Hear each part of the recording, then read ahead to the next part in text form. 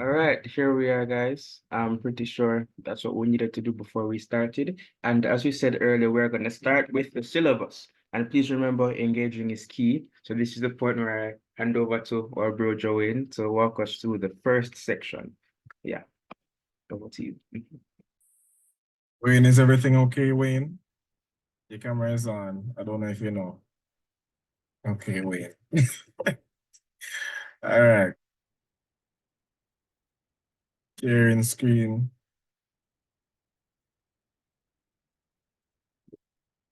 Let me know when you've seen it. Yes, sir. Yes, sir. Right. So we're just going to be breezing through the objectives that you're meant to understand when going through these specific topics. And I'll ask that you stop me at a specific point if there's something that you don't understand. If I don't necessarily think that you need to be focusing on it too much, I'll just let you know. But for section 1, the nature of business, I'm sorry, 1 second. The nature of business, students should be able to explain the terms and concepts related to business, should trace the development of instruments of exchange from what we know as shillings all the way to money and credit cards and debit cards nowadays. State reasons why an individual may want to establish a business.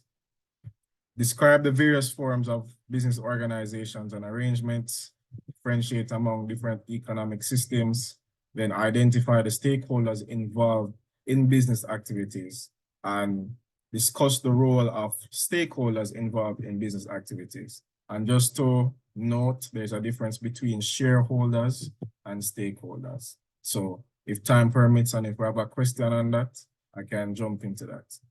Number 8 is outline the functions of a business. And number 9 is to describe the role of business within a community.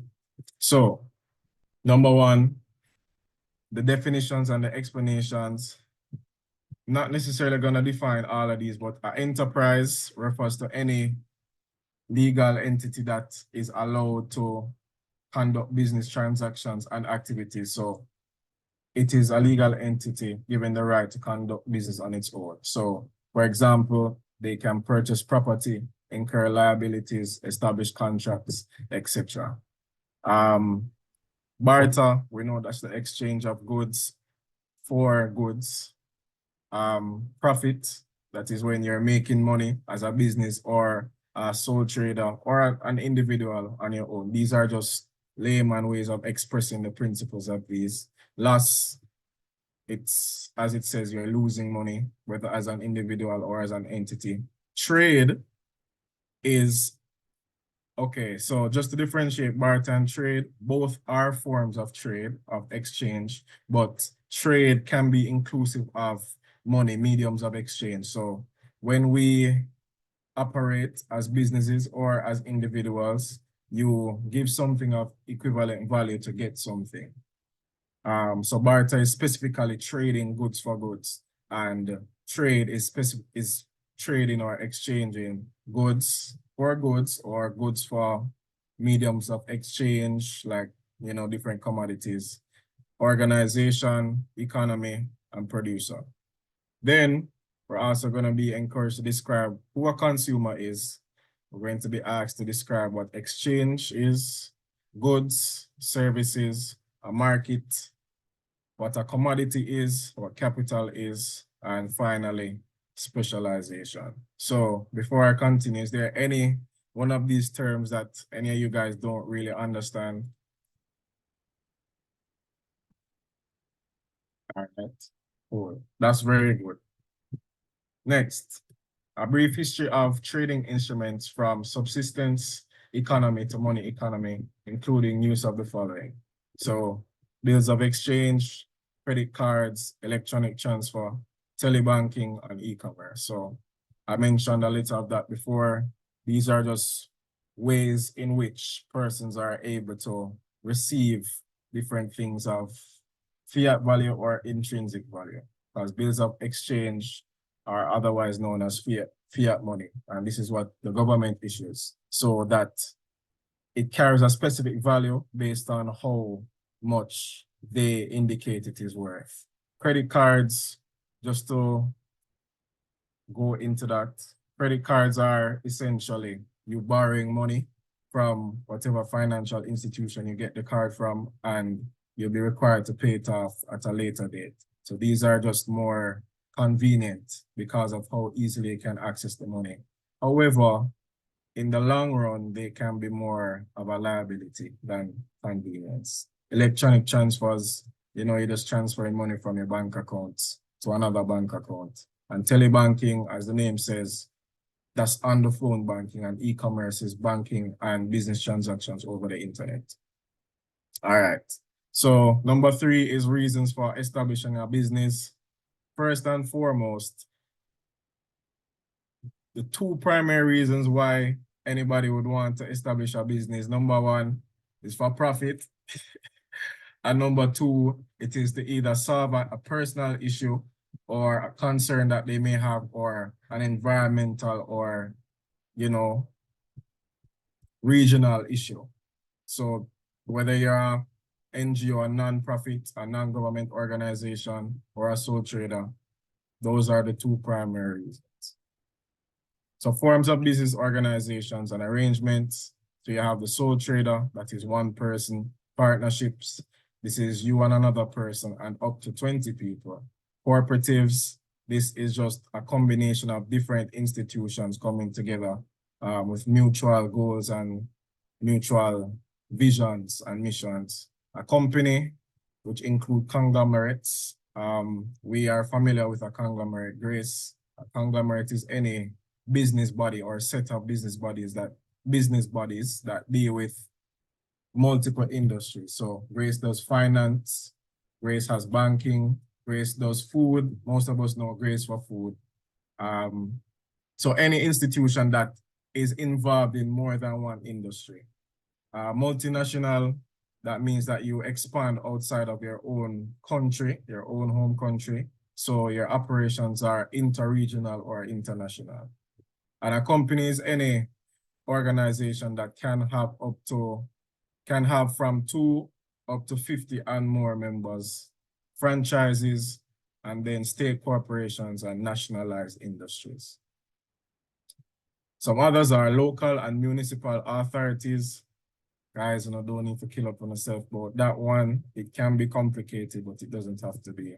Government departments, and then the concept of private and public sectors. So are there any questions on those? The forms of business organizations and arrangements. You see anything in the chat, Hyman? Nope. Which is also good. Types of economic systems, tradition, and guys, don't afraid for Google anything you don't understand. That is what these things are here for. So the types of economic systems, traditional or subsistence, which was mentioned before, command or planned, otherwise known as socialist. You just need to remember it as planned. You don't need to remember 3 different names for the one thing. Just remember it as planned. Free or capitalist economy, and then the mixed, which is a mix of both public and private economic systems. Number 6 to 9 includes the owners, employees, customers, and all other members of society, the roles of employers, employees, and consumers, as well as the government, the functions of a business in satisfying the needs and wants through private provision of goods and services, and lastly, the economic, financial, social, political, and ethical functions regarding businesses, economic activities, etc. So that's the run through of the nature of business, topic number 1. Are there any questions whatsoever? Anything that anybody doesn't understand? Right now it's just a lot of words on your screen. Don't let it frighten you. And they are only going to ask you a couple of questions from any specific topic. So you don't, and the nature of this is very simple to run through and understand. You just need to apply it and apply yourself to it, essentially. So yeah, if there are no questions, I'll be handing over to J'Vaughn for the next topic. Feel free to ask any questions in the chat as well. I'll respond to them in the chat. Okay. All right, so I'm gonna start sharing my screen. JoWayne, remember to let people in from the waiting room when you can. Definitely. All right.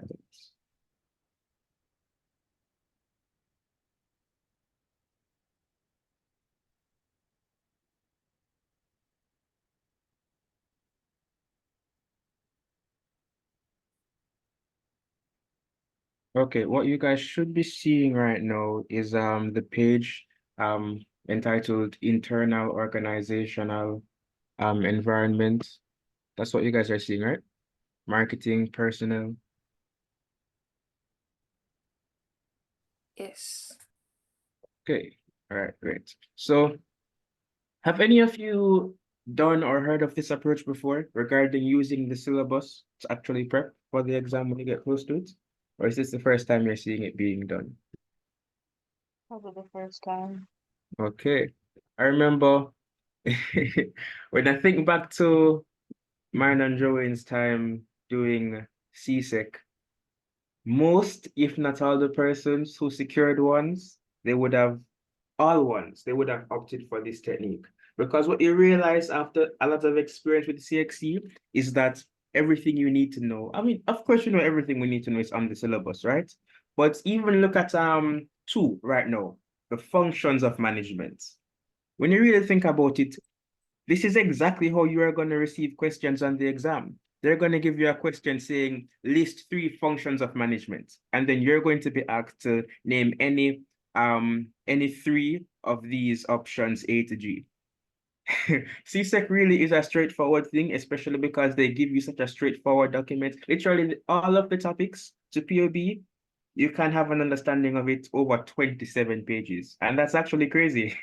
But a lot of students don't realize that, right? So this may seem weird, but as long as you stick with us, when you see them on the paper asking for the functions of management, you know that really and truly you already saw A to G and you just have to come up with 2 or 3 of them. Are you guys starting to understand why, you know, this is such a hidden gem? You guys getting me? Yes, sir. All right. Yeah.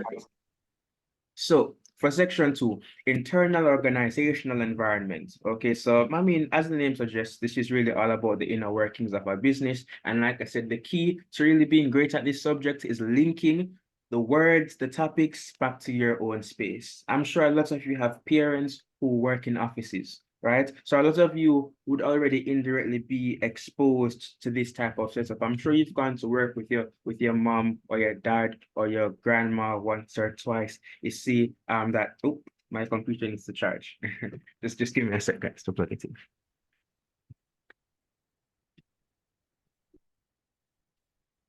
Yes, I'm sure you guys have seen the hierarchy present in the working world where, you know, most times you have the different desks and then oftentimes you have a little office space with the supervisor, the manager. That's just a base level of understanding this or getting a feel for what we're going into. So this is of course the 16 content points what we're going to be going through, but let's just jump right into the content so you guys can see the breakdown. So the first up is functional areas of our business: production, finance, marketing, personnel. So a lot of times on the syllabus, these things just come so simple that you guys often move on, skip over it.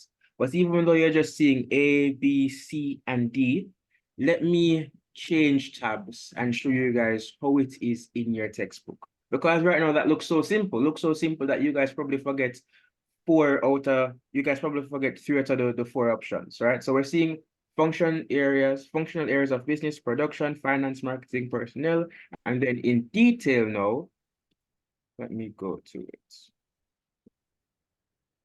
So this is a textbook, right? This is a textbook under the same topic, management of organizations. And that same thing that looked so simple on the syllabus earlier, we're seeing where it has gotten so in so much more detail, right? We're seeing production, marketing, finance and accounts, personnel, human resources. So we're seeing where your textbook, it really does add some more complexity that really and truly isn't necessarily necessary to do well on the exam to get your one.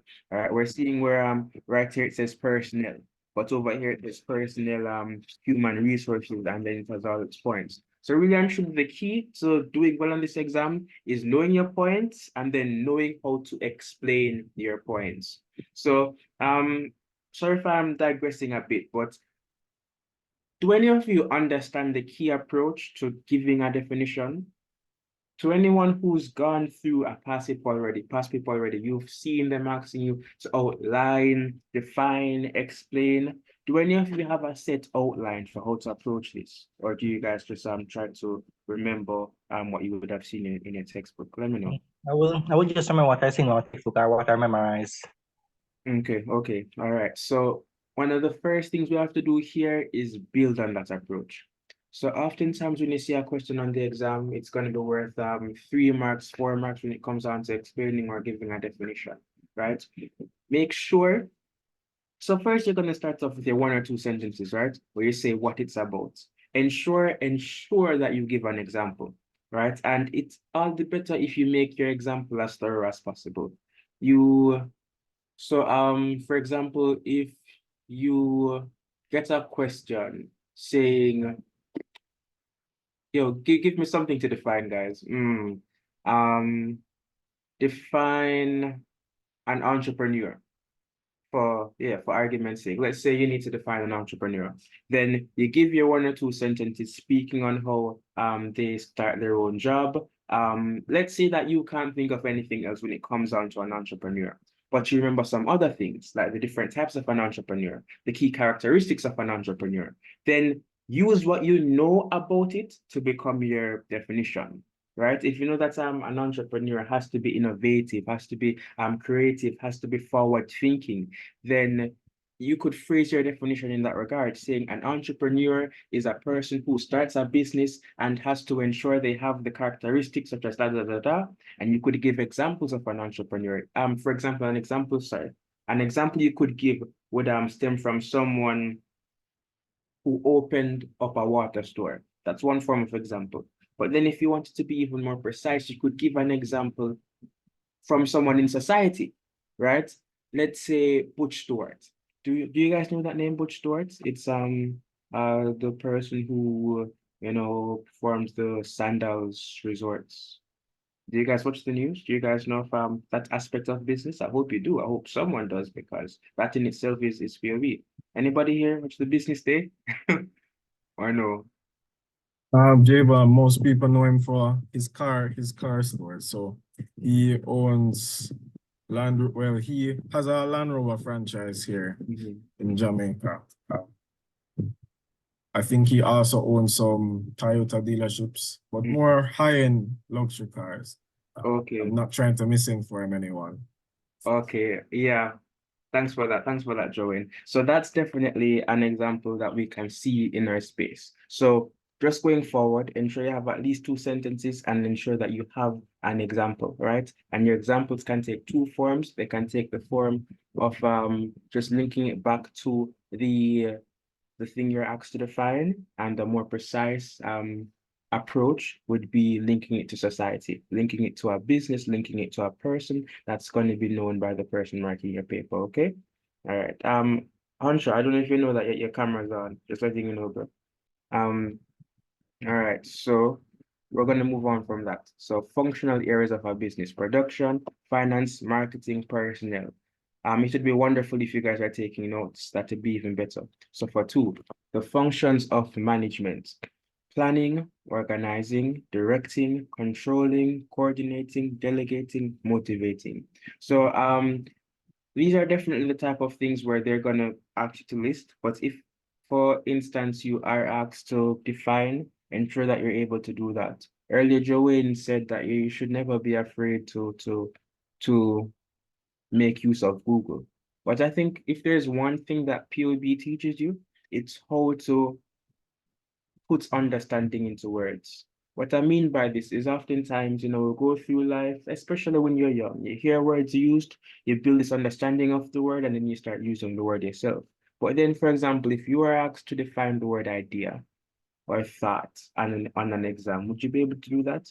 it would probably take some serious thinking, especially if you're new to having things like that to do. So POB really allows you to not just understand the word, but know how to explain it as well. So over time, I hope you guys, are able to, even from now, know how to define more simpler words that you probably would have never tried to define before, like directing. I don't know if anybody here can give a definition for directing. Can anybody? Shante, Antonio? How do you define the word directing?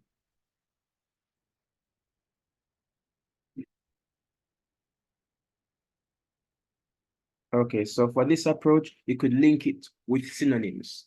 When you hear the word directing, it probably links you to guidelines, showing someone how to do something, right? So another aspect to finding out how to adequately define words is by using synonyms to get your points across. So let's move things along. Management responsibilities.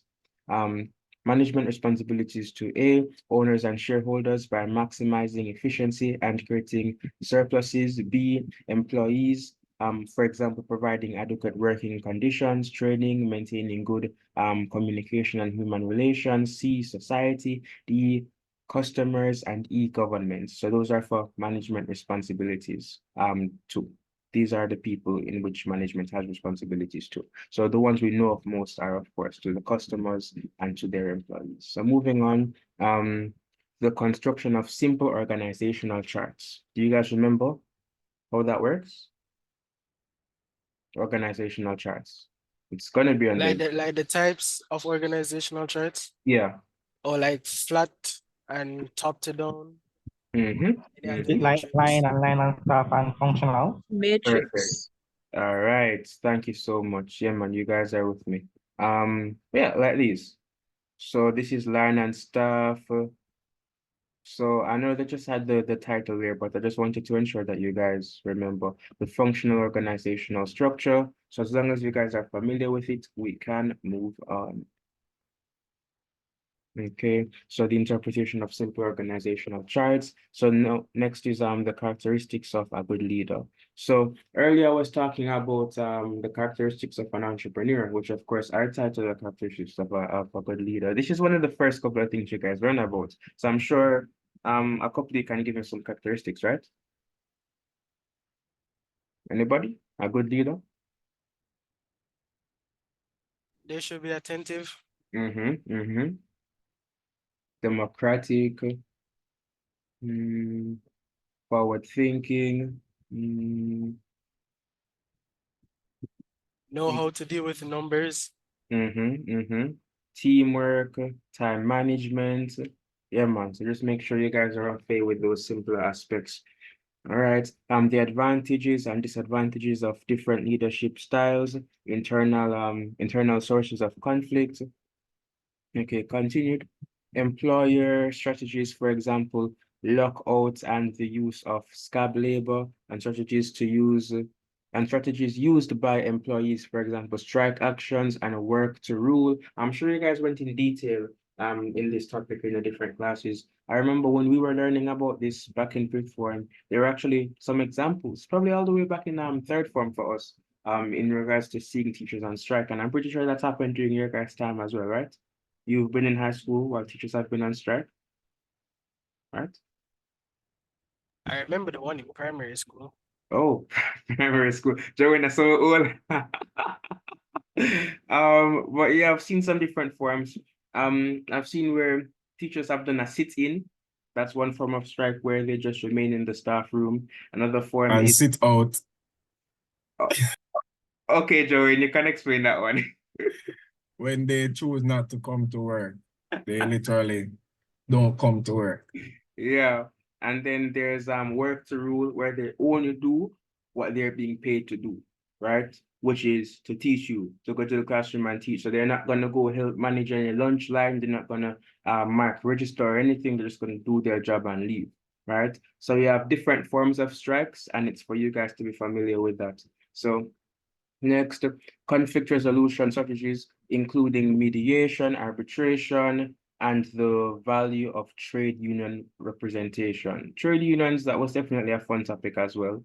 Guidelines for establishing good relations between managers and employees, the value of teamwork within an organization. So in regards to knowing how to define this, the advantages and disadvantages. For 13, the communication process and strategies for effective communication within an organization. Remember, guys, as I go through, if we touch on any points that you want us to dive more deeply into, let us know, okay?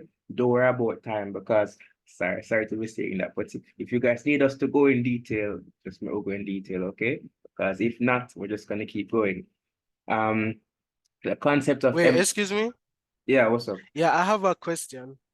Mm-hmm. So, based on the notes that Mm-hmm. I have like strategies used by the employers to deal with conflict, and then like I have like an example of threats of redundancy, but Mm-hmm. I don't understand how that works. Say it again. Threats of redundancies. Threats of redundancies. Okay, and which topic is this under? It's same conflict, same conflict. Okay, so let's start off with this. All of you are seeing my screen, right? I just went to Google just to make sure all of us are on the same page. We all know what threats mean, right? So Yes, let's sir. make sure everybody is on the same page when it comes down to what redundancies mean. So redundancy, the state of being not or no longer needed or useful. So when you do this, that's the thing with POB, you know. There's nothing that you can't break down and understand. So when we now have an understanding of threats and redundancies, then we can link this to workers no longer being needed, right? One of the key things with POB, like I keep saying, is understanding what is going on in your society, in your world. Just this morning, I was watching a YouTube video on the fact that a few months ago, I said name Zuckerberg. Zuckerberg did this huge layoff of workers, which of course allowed them to be way more efficient, productive, and rose their stock prices by a lot, right? And that highlights the fact that they didn't even need so many workers, right? A lot of workers weren't really contributing as much as was needed as much as they would be okay with if there were less workers. So that would have mean that some of them would have been redundant, right? So this would be on the part of the manager ensuring that the staff are aware of the fact that one, two, three of them do not pose any set threat. If two people go to the manager and start speaking about how they're not going to come to work, this and that, then there would not be any large effect, especially if it's from the point of view of a manufacturer. Let's say that you make canned ackee, for argument's sake, because that type of stuff probably happen. It happens, okay? So canned ackee, of course, you're gonna have a factory, of course, people are gonna be working, of course, they're gonna do it in bulk on a large scene, right? You have all these workers. Let's say you have 1,000 workers, and then 10 start talking about how they're not gonna come into work, they want more pay. But the rest of the workers are satisfied, right? Their families are being fed, it's not a problem. Then you're seeing where their actions aren't necessarily a threat at all, right? It's really redundant, it's non-problematic, and we're even seeing where in the similarities for the word redundancy, there are things that link us to the same job field, especially this word right here, layoff, right? Which when we see this, you're able to directly understand how that can tie into the topic, right, Antonio? Yes, sir. Okay, so yeah, thanks for that question. And it perfectly highlighted how we can break down these going forward. Just ensure you understand them in the simpler format so you can give a general synopsis on the exam paper. I remember when I was doing POB, there was never a line left blank. You either use all three lines or you go over it. Because remember, now it's never just about giving the definition. Even when you're asked to explain, ensure you include definitions. The more you write, the better. There's nothing hard about CSEC, guys. Take it from me and JoWayne, who have not just done CSEC, we do CAPE, and we're here stressing over whichever university subject. It only gets harder from here. Sorry to scare you. But right now, you guys have it good, right? So just write as much as you can, understand as much as you can, and you guys will be okay. So let's continue. Where were we? 14. The concept of MIS is an organization to manage information for decision making, for example, manual and automated. 15. Benefits of a MIS system, for example, savings in time, money and labor. 2. Improvements in production and marketing techniques and profit margins. 3. Increased competitiveness. And then for B, challenges of a MIS system, for example, costs of setting up and maintaining establishments, maintenance and security. 2, cost of training, human resource development. 3, human error. I hope you guys are still with us, because when we actually start going through the papers, you're gonna realize that exactly what we're going through here, they're gonna be asking for it on the paper. It's kind of like regurgitation, right? So please stay with us. And then the last point, economic, social, psychological, and physiological needs. Okay, so this is where I hand over to JoWayne to speak on a fun topic, establishing a business. Very interesting.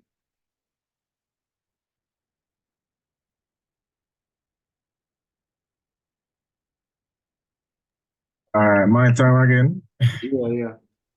So answer be a message. And guys, while I'm presenting, if you have any concerns about the previous topic, feel free to message J'Vaughn. All right. So jumping right back into it.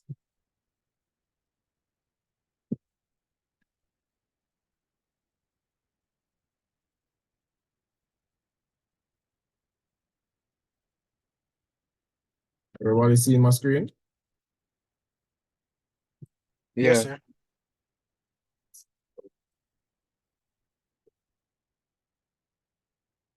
So establishing a business.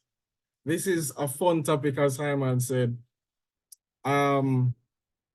It can be a lot because there's more to this than meets the eye. But just leave it. Just put yourself in the position of what I'm saying and just apply it and imagine about how you would approach this. So section 3, the objectives would be define the term entrepreneur, explain the role of an entrepreneur, identify the characteristics of the typical entrepreneur, outline the reasons why persons may want to establish their own business, and that those persons are you, the same people in this meet, you might one day want to establish a business. Number 5 is to outline the essential steps that should be taken in establishing a business. Number 6, describe the role of key functional areas in the operation of different types of businesses. Remember the ones that I listed before in the nature of business. Topic 1, sole proprietors, partnerships, companies, etc. Number 7, identify sources of information for conducting research into the establishment of a business. Explain the relationship between planning and the operation of a business. Identify regulatory practices instituted by governments for the establishment of different types of businesses. Guys, that's what I'm gonna say is a lot, but don't make that frightening. Number 10 is to outline the advantages and disadvantages of different types of business organizations. To identify sources of capital for setting up a business. That is very simple. Explain the significance of collateral in accessing capital to establish a business. Outline the features of a business plan. Explain the purposes of a feasibility study. Identify ethical and legal issues in establishing your business. And finally, to explain the consequences of unethical and illegal practices. So guys, the topic is simple, but it is just a wealth of information. And be mindful, everything we say connects to something else. Unless I say otherwise, or unless you realize a connection that doesn't relate to the previous thing I said, all of this is one topic. So you have to try your best to see how what I just said or the points that are made can be transferred into you understanding the next thing. So jumping right into it, an entrepreneur. And an entrepreneur is simply somebody who is willing to take on financial risk in the hope of making profit. And it is simple as that. If I'm asking that on the paper, write that. It is somebody who is willing to take on financial risk in the hope of making a profit. Yeah, I get full marks for that. Next, So the role of the entrepreneur in conceptualizing, planning, accessing funds, minimize this, right? Accessing funds, organizing, operating, and evaluating the performance of a business. So they're saying that attention should be paid to the bearing of risks and the entitlement to the profits and losses of the business. So the personal traits and leadership qualities of an entrepreneur. An entrepreneur should be creative. An entrepreneur should be innovative. And these things, these two words, they're very easy to mix up. But creativity just refers to your imaginative ability, your ability to think about different ways of applying concepts or applying your personality to specific things in your business or your place of work. Innovation is just trying to find a more efficient way, a better way of doing something, or a way that is different. And that can be discovered on the basis of creativity. Flexibility, it is as it says, how flexible, how easy it is for you to handle different things and different circumstances. Being goal-oriented just means that you're driven, you have a mission. So being goal-oriented is essentially your mission statement for yourself as an entrepreneur. Persistent means that you never give up. Persevering means that you never give up over a longer period of time. And propensity to take calculated risks. That is a big word, but propensity essentially means that it is something that you should possess as an entrepreneur. Remember that my definition of an entrepreneur is somebody who is willing to take financial risks in the hope of creating profit. So there's no entrepreneur without taking any risk. So essentially that final personality trait is saying that you cannot be an entrepreneur and not have the feature within yourself to not take risks. So everybody understand that? Let me just clear that up. Everybody understands? Yes, sir. All right. If there are any questions, just direct them to Hyman. And if you have a question and you text me, I'll respond to it afterwards. The number 4, reasons for wanting to start a business. Guys, put these on your paper.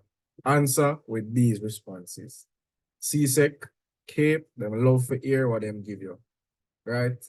And it doesn't have to be the exact same way how they say it to you, but as long as you understand the principle of what they're trying to communicate, that's fine. So at the basis of what every entrepreneur strives for, as I said in the beginning, everybody wants money. Everybody wants to create profit of some kind. So that's what desire for financial independence stems from. Noted that your desire for financial independence may come from your financial situation in your household or your desire for nice things, a car, whatever. But overall, it is just saying that you're starting a business because you want to make money. And that is fine to put on the exam. Don't just put you want to make money. We're intelligent, so we give intelligent responses. Self-fulfillment. You may have an idea that you've been wanting to put out there for the longest time. And actually seeing an idea that you have come into existence, that is very fulfilling, and it allows you to be proud of yourself. Because I had an idea for a business and I was able to bring it from just an idea to reality. And the final thing is self-actualization. So this can speak to the traits, the growth, the development, and the realization of the plans and the goals that you had before starting the business. So number 5, steps for establishing a business. Every business starts from conceptualization. When I was creating my business, it took me about 2 months to come up with the idea, the logo, the name, my purpose and my mission. That takes time and you shouldn't rush that. So conceptualization, it literally just includes the application of creativity, innovation, putting your goals together, and calculating the risks that you have to take in order to actually have a successful business. Research, the name is literally self-explanatory. Utilizing your primary and secondary resources. We'll get to that to ensure that you are understanding the industry that you are getting into. Identification of resources, financial, human, material. This relates to the functional areas of business. So you have finance, you have or accounts, you have HR, operations, marketing. So you have a question? Is there a question? Okay. No, cool. Creation of a business plan. A business plan is just an outline, a professional outline of how you plan to communicate to potential investors as well as to the government, because that's a step you have to go through as well, to communicate how you plan to be successful. Acquisition of funds, and finally, the operation of the business. Next, as I mentioned before, and remember, guys, everything relates to something. This is just one big topic, and from start to finish, everything that you learn is going to help you in the end. So number 6, role of production, marketing, finance, legal, research, and development departments in your business. The utilization of primary and secondary sources of information in conducting your research. The necessity of short-term, medium-term, and long-term planning in operating a business. Hyman, I'm not sure if they would have started learning this already, but you remember when we learned about, what was it called again? The business planning. Oh, yeah, business plans. Yeah, it's in the topic, feasibility study and the different aspects of it. Mhm. There was a specific chart that we used for short-term tracking. I also remember it. Anyway, number 9 is local and global rules for conducting a business. And guys, these are things you can find on the internet. They are global rules. These are international standards for operating a business. Number 10, opportunities and challenges encountered by different types of organizations. So, for example, a sole proprietor, typically one of their greatest challenges is raising capital because they're on their own, right? In comparison to like a partnership where you can get money from either your second partner or one of your other 18 partners. As remember, a partnership is 2 to 20 members. Or a public limited company where you can offer shares and get money from the people them on road. So one of the greatest challenges for a sole proprietor is acquisition of capital. But in comparison to a partnership, if one of your partners leaves, dies, or anything like that, you have to literally stop the business and re-register. So that is a disadvantage. Next, collateral. So concept of what collateral is, evaluation of different types of collateral, and the value of said collateral.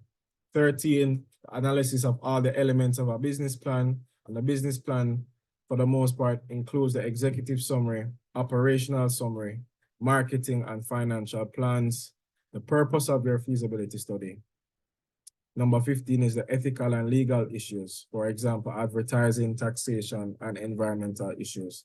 And finally, consequences of unethical and illegal practices in business. So it is, as it says, guys, use a syllabus. They're telling you everything they want you to know and everything they expect you to put on the exam.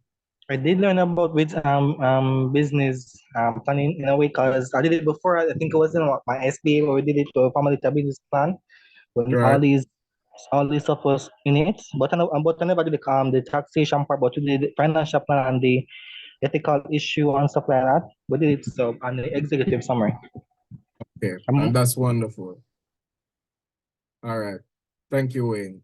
So, yeah. But for the last one, consequences of unethical and illegal practices. Guys, if you're doing something unethically or illegally, always remember that your business can be shut down, or depending on the degree of the activity, you can go to prison. Always keep that in your mind. So if you see the question, there's always some negative consequence to unethical and illegal practices. Okay?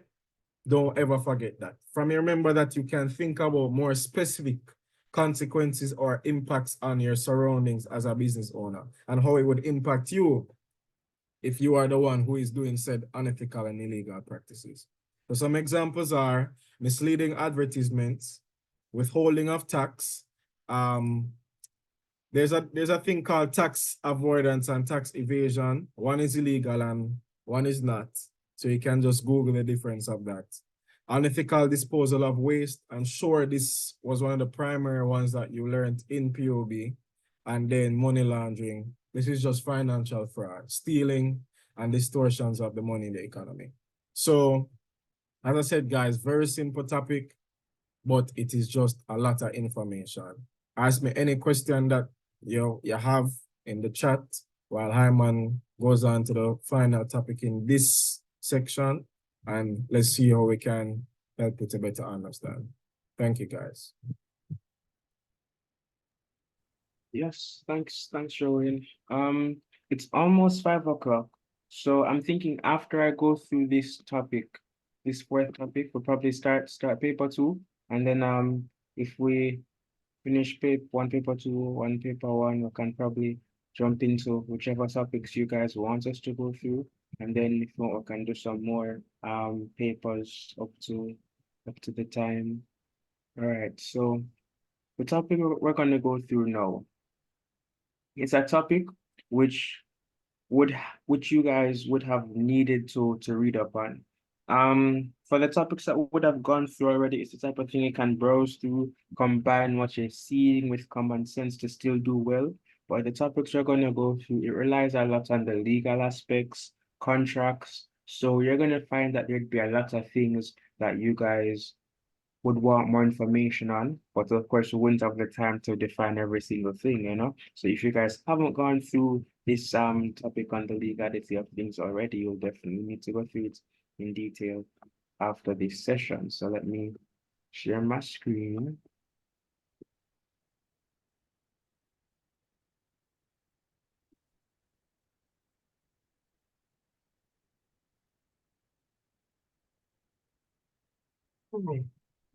Okay, so legal aspects of a business. So, like I said, this has a lot to do with the contract side of things. Explain the concept of a contract. I know some of you wanted us to do more definitions. I think I have it here.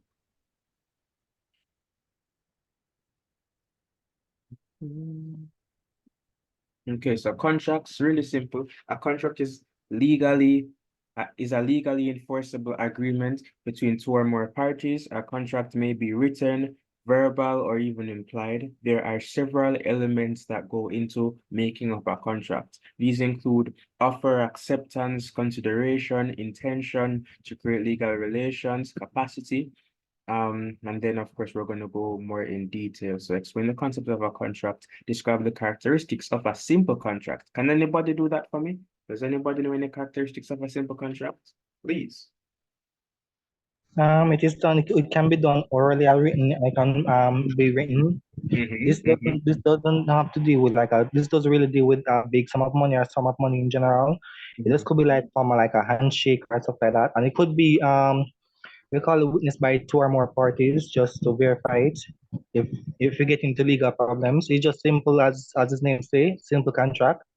Doesn't have to, you don't have to go into any details. You don't need like a lawyer or anything to talk to you about the contract. Like unlike the specialty contract, now where would you need that? No, simple contract is just simple as a simple like statement or orally contract. All right, beautifully said, Wayne. I'd love Excuse it. me, J'Vaughn. Was that?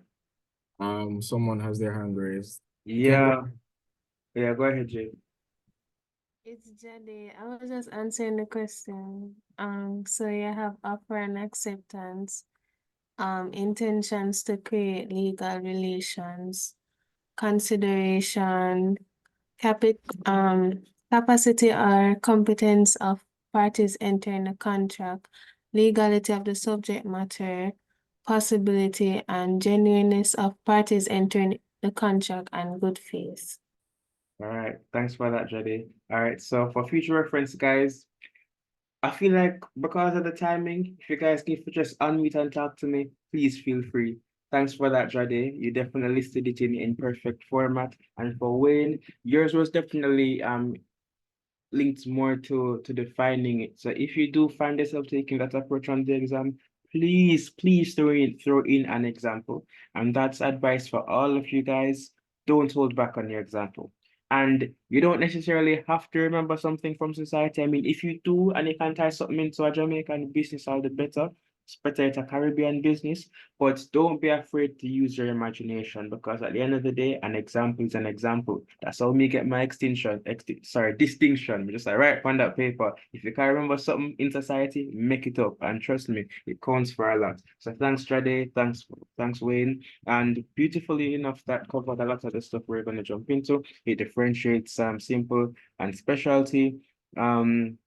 Determine the validity of various contracts. So really and truly, we can use the different characteristics to link back to the validity, whether it has its signature, the different parties, and what the parties are gaining out of it, whether it was word of mouth. So okay, moving on to distinguish between offer and invitation to treat or bargain. So that's really something we could talk about, but offer is right here. When various parties choose to enter into a contract, the first thing that occurs is an offer. An offer is an indication by one party of their willingness to enter into a contract on the terms that he or she has put forward. The person making the offer is called the offerer. The person to whom the offer is made is called the offeree. All right. Okay. Acceptance, I don't even think we need to jump into this in much detail, but acceptance occurs when the offeree agrees to the offer. And then, of course, we should know what a counter offer is. That's is when it is not considered to be accepted. Consideration. These are rather simple things that everybody here should be afraid with. If you're not, don't be afraid to let me know. 7 outline ways by which contracts may be terminated or discharged. So earlier we would have spoken about the characteristics. Once you understand the characteristics, you can also understand things that threaten that contract, right? Earlier, the specialty contract would have been mentioned, right? Where both parties agree on specific rules, requirements. If it is that one or more parties don't hold up to their end of the bargain, that would give way to a possible termination or discharge of the contract. So explain why documentation is necessary in business transactions. So, I mean, this is the legal aspects of our business, right? If you don't have any written proof, then how will it hold up in court, right? Yes, word of mouth is a contract, but in regards to such serious matters on paper is extremely relevant. So prepare business documents for various purposes. We just went through that. We just went through one of the purposes, which is in regards to courts, law, but of course this can be linked to even on the stock market, right? I doubt many of you know much about the stock market, but an important aspect to people deciding the stocks that they invest in is linked to the documents that investors have available to decide which businesses are worth investing in. And an important aspect of this is seeing the contracts underneath that business. And really savvy investors are able to look at a contract, see the names of the people participating in that, and link it to 3, 4, 5 other businesses. So matching one business's growth, which with the other businesses related. I don't know if I hope what I said made sense, but if it doesn't, as you grow in the business sector, as long as you know it, if you guys are going to be pursuing business in the future, then you'll eventually get what I just said. Everything is linked. As JoWayne has said, everything is linked, and you'll be seeing that more as we go forward. So interpret information on transportation documents, identify instruments of payments. We should already know this in regards to, is it cash, is it via bank, and etc. Explain the use of documentary credit. So this really has to do with accountability on both parties, both sides. Distinguish between insurance and assurance. Can anybody do that for me? Insurance versus assurance?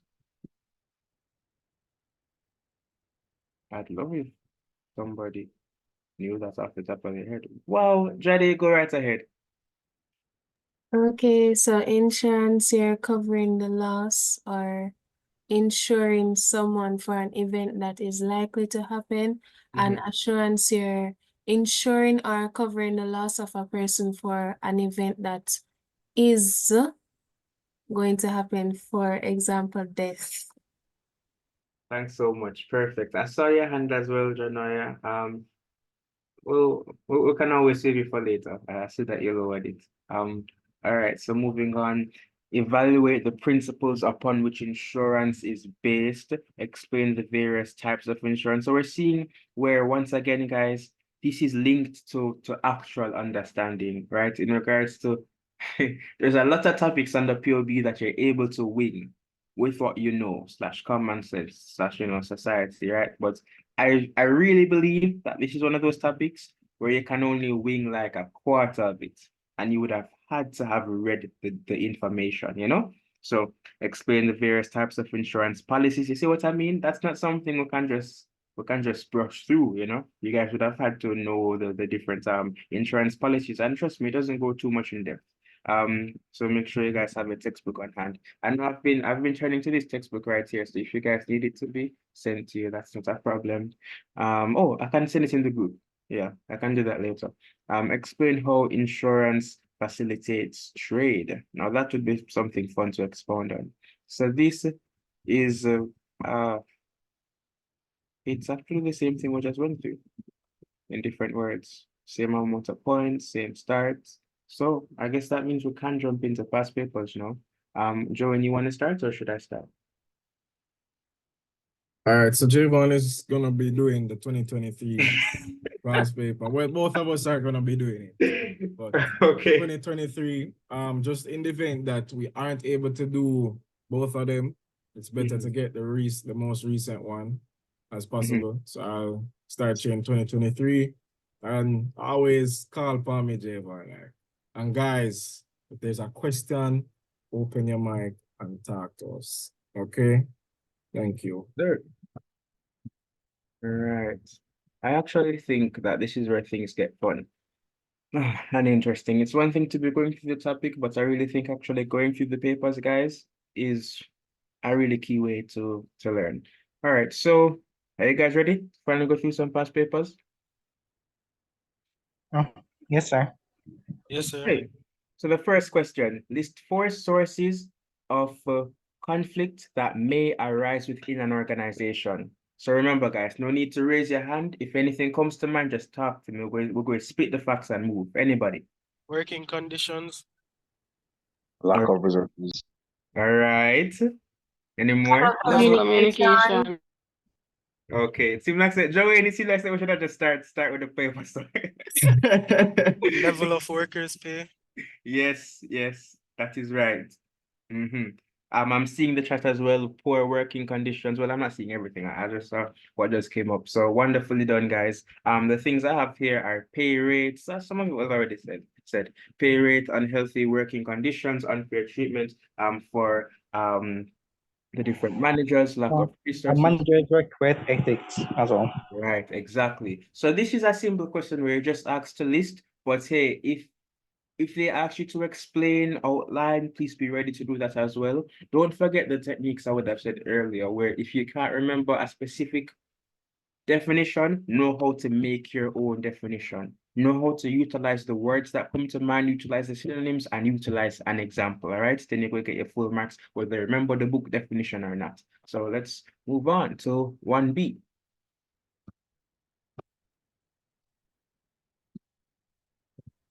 You're thinking this, J'Vaughn. This was a question that was asked before. So And with the Work through only refers to when they work only do works, do what is required of them based on their job description. All right. Hold on, J'Vaughn. Like how you are seeing everybody and can monitor, guys, we can raise our hands since everybody is so enthusiastic to respond, and then so we can have more order. That's cool? All right. All right. Let me just make sure. 1 sec. All right. So Jesse, you are raising a hand for BI? Yeah, picketing. So it's when workers are a group of workers, they group up outside of the building and protest so that the other workers don't go inside to perform their duties. All right. Thanks for that. So picketing, and we would have already spoken about work to rules, so we're free to continue. So strike action. Anybody? I see Jessie still has her hand up. All right, you can go right ahead, Devon. It's when workers withdraw their working action.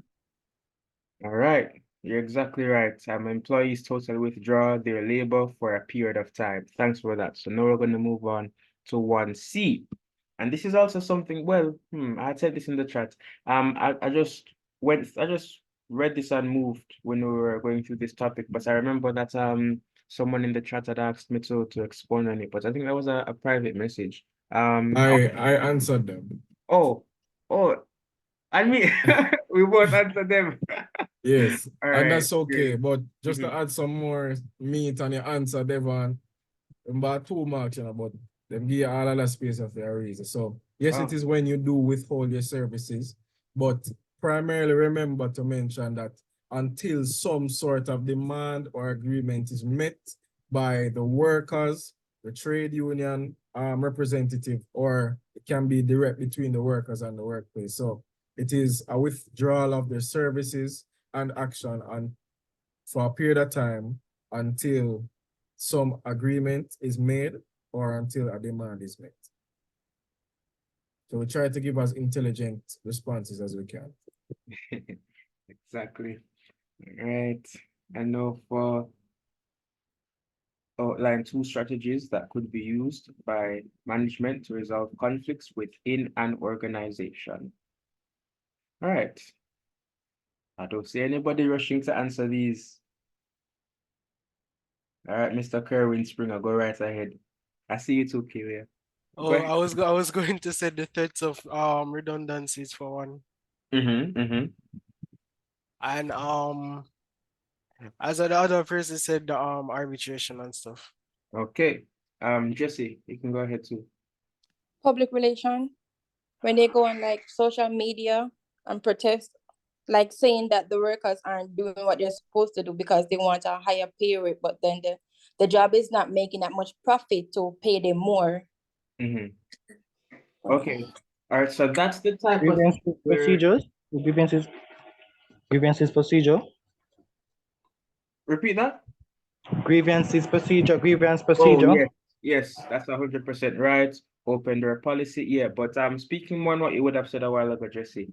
I haven't heard public relations as a specific point before, but your explanation is valid. For things like that, whether you get the marks or not would rely holistically on how you go about explaining it, right? So you have situations like that where people don't remember the name of certain methods, but they know how to explain what they mean, and then that becomes key. You get what I'm saying? Yes. All right, great.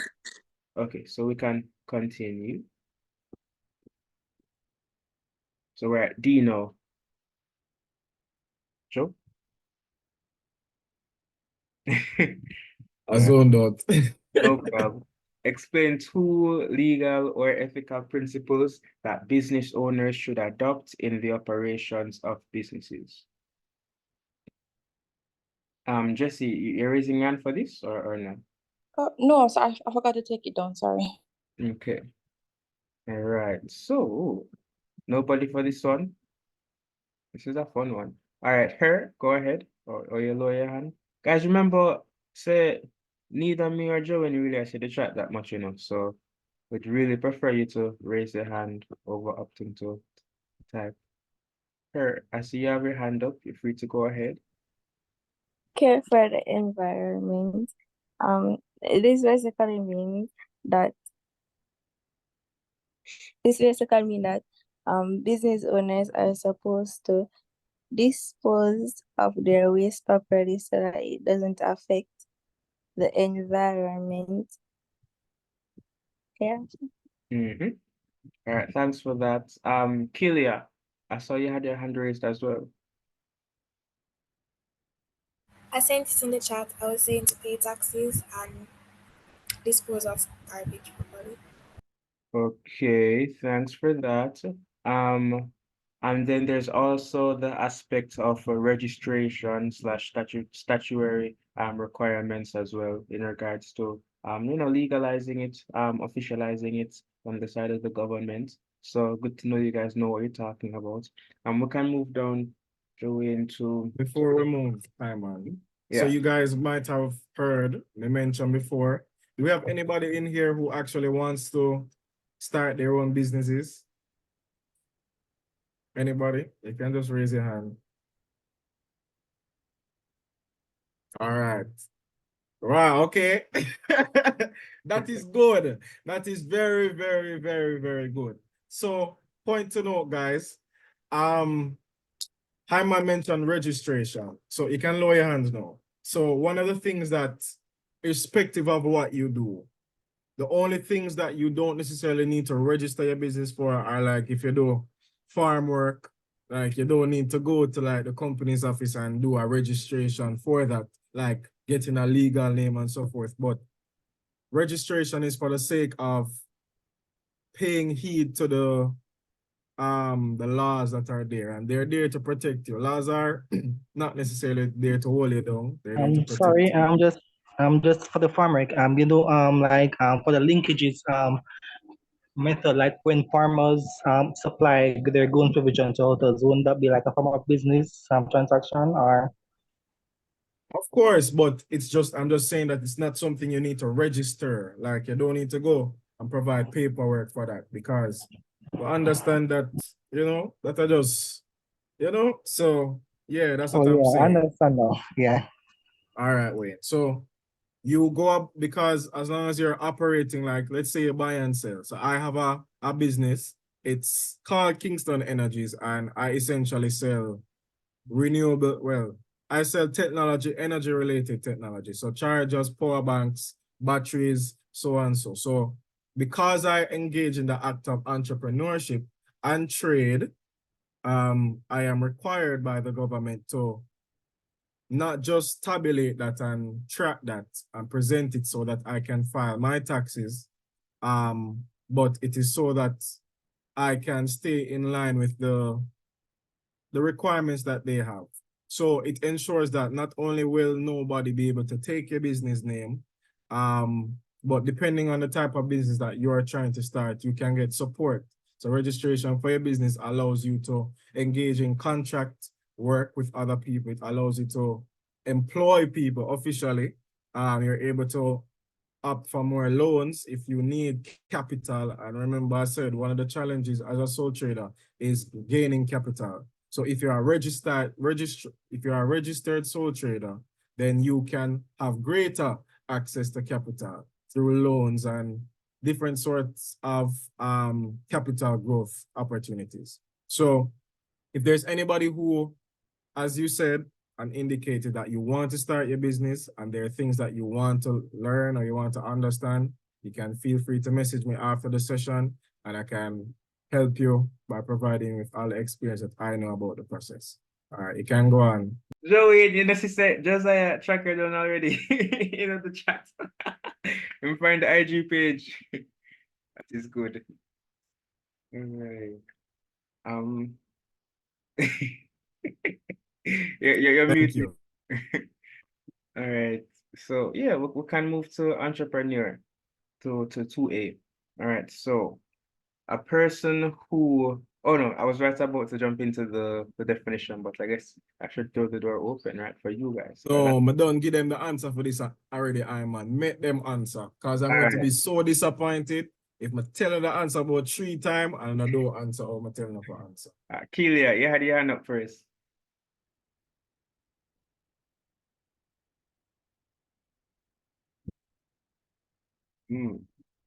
That's a mishap. Does that someone else want to take? All right, the floor is yours, Janoya. Hello, can you hear me? Yep, loud and clear. Okay, so an entrepreneur is an individual who undertakes the risks of starting a business venture and is able to manipulate the factors of production. That sounds like such a textbook answer. Hyman should all finish the answer. I give you 1 mark for that. All right. Continue, Janoya. You're not done. Just to help you, why are you doing all of that? What is the purpose of you doing all of that, Genoya? To make money, to earn a profit. An That is entrepreneur right. is a person who is I think willing you have to to put in the keywords. increase income. An entrepreneur is a person who establish their own business and stand risk, losses. Right. Thanks for that, Crystal. So now we're going to move right on to the characteristics of entrepreneurs. For this one, feel free to just unmute and give me some, guys. There's so many. Marketing. Okay. Charismatic. Flexible. Conceptualization. Yeah. Innovative. Creative. Organized. Right. Creativity. Yes, yes. Thanks for that, guys. Visionary, determined, self-motivated. Perfect. So now we're going to move on to C. Define the term collateral. What is collateral, guys? Let me see. I'm trying to get it out from my head. Collateral is something that you exchange. Is it something like exchanging value? Like the bank, I know the bank in general that do collateral, but to formulate in a definition, I'm trying to do it out of my head. Okay. For example, I'll just give an example. Or better, give an example.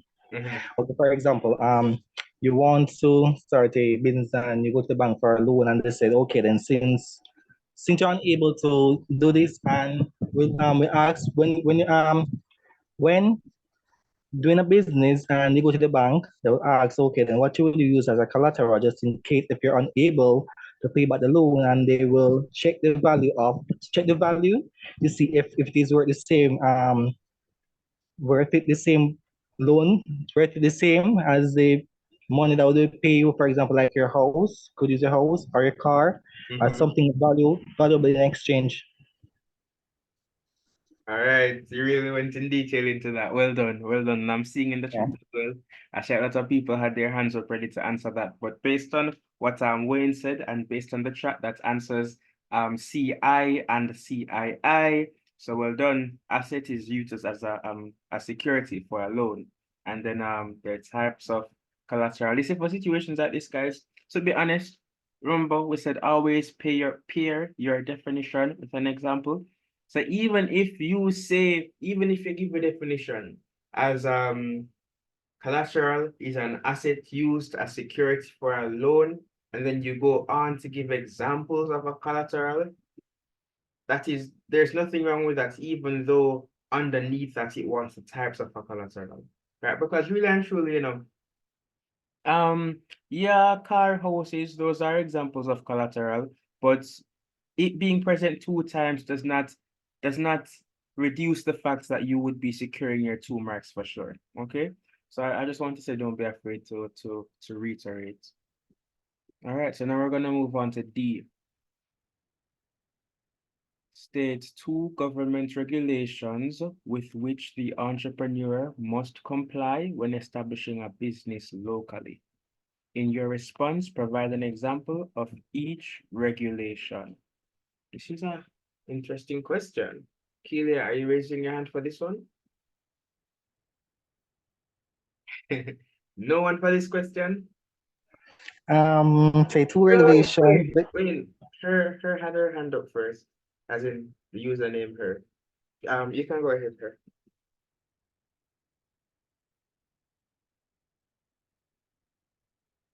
Or was it an accident? Give me a minute, you can answer first. Okay.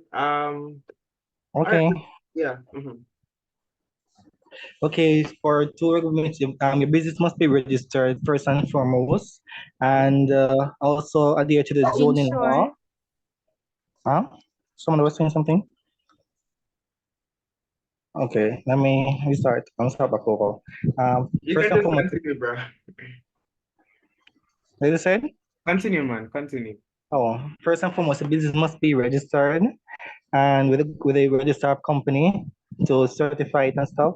And also your business, you need to adhere to the zoning law, making sure that the type of business that you're going to start, it is environmental healthy.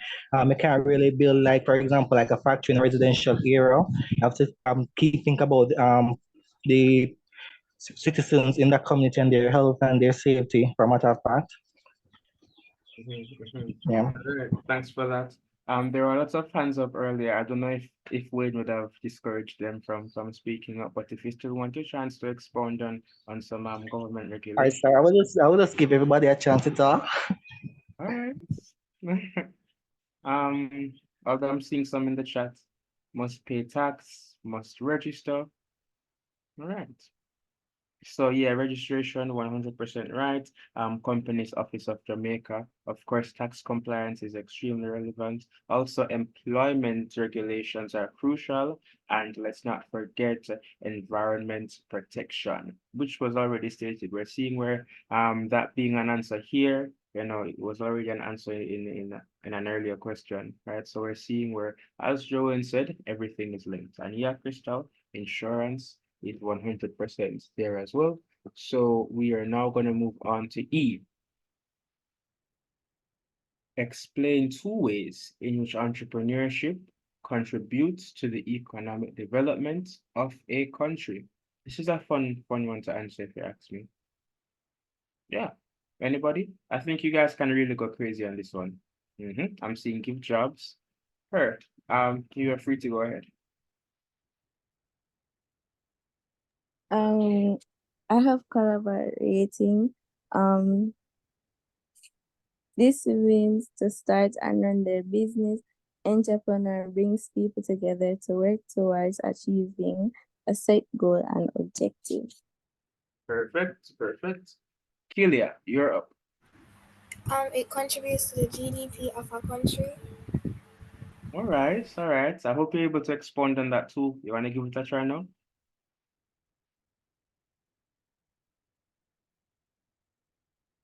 I guess Like the profit earned from some of the profit where the people they make, it will eventually go towards building up the country. All right. That's a start. That's not wrong. And also create employment. Wait. Antonio had his hand up before. Oh, sorry, I can't see the hand them up. Well, raise your hand. All right, I was all right, I was going to say it improves the economic dualism of the country because one part of the country can be technologically retarded while the other is advanced. So in balancing out, it could improve the country's quality of life for the people. Yeah, trouble in Antonio. I'm too big about economic dualism. Sorry, sir. Yo, that sound like a grade one, as it should be, man. I love the path. All right. Well, everybody who's speaking, so nice to them know what them are talking about. Yeah, because I hate to digress, but when I was in fifth form, I don't even think some really did use that many big words on the paper. So really and truly, guys, don't watch Antonio and feel like we're gonna have it, right? As long as you know when the content is good. But yeah, well done, Antonio. So we can move Thanks, on. sir.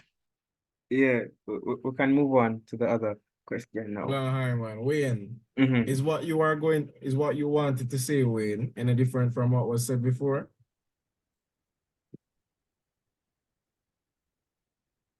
Wayne? All right, him good then. Wayne get shy. All right. All right, so 3A now. Identify two factors that must be considered when packaging goods for resale. Okay. Anybody for this? Antonio, you're up. One is the price while the other is the packaging. Yeah, that's right. Janoya, you can go ahead as well. Or did Antonio say what you're gonna say? I was gonna say location. Okay. Kelia, you're up. The quality of the good. Yeah, it's important as well. And I'm seeing where Katharina is saying the distance. The branding. All right, that's crucial as well. Size, And weight. the label. Yeah, labeling. So you guys just listed a lot of factors. It just wanted two. So yeah, man, I'm happy. And then for BI, list four qualities of successful salesperson. This one easy. What are some, guys? A person who can negotiate. Mm-hmm. Good communication. Yeah, yeah. A person who knows about their product. Okay. A person who seek different opportunities in different places. Mm-hmm. Persistence, resilience, adaptability. And with those, you guys should be good. Remember, guys, even though Mhm. this question is not phrased, and it's not phrased as list qualities of entrepreneurs, you can list back the same qualities that you that we said Yeah. before. Everything is related. A successful salesperson is creative, they're innovative, they find different ways of doing this, something different in a way that everybody else does one particular way. They persevere and they understand that for a salesperson, whether you're looking at it from an employment perspective or you're a business owner, there is some particular risk. You have to give up something to be a salesperson, essentially. So just recall the qualities of an entrepreneur if you're struggling to remember four qualities of a Well, sir, you know successful you're right, salesperson. sir, because they didn't mention what type of business the salesperson is working in. So it could be a Exactly. sole trader. But no, I'm right. That's what I'm saying. Big up yourself still, Anthony. No way, sir. Boy, that's another hack, guys. All right. So now we're going to move on to II, which is describe two sales promotion techniques. It's another fun topic.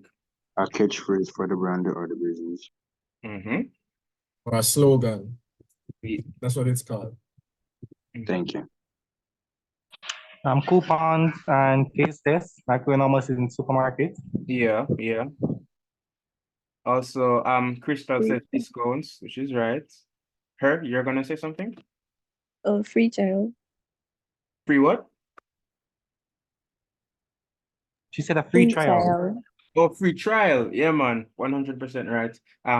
Contests, giveaways, just to promote engagement. We're definitely Charities, good one. charges. Yeah, charities. What do you mean? Charities. Oh, charities. Yeah, charities. Things they said charges. Okay. No. Cool. All right. And I'm seeing in the chat as well, loyalty points, BOGO. A long time when I hear about BOGO, Yeah. What is buy one get? Yeah. That is So right. guys, there are a lot of things because remember, I'm going to literally say this over and over again. POB is around you every day. I'm sure many of us have Netflix, many of us use Apple Music, a lot of us use YouTube. They utilize sales promotion techniques everywhere. So somebody said free trials. Those are just probationary periods that people give you time to experience a product. Buy one, get one. We know about Domino's Pizza on a Tuesday. We know them something there. So always try to recall how the things that you think might be the answer are applied in real life, and it is probably the answer. Just explain it.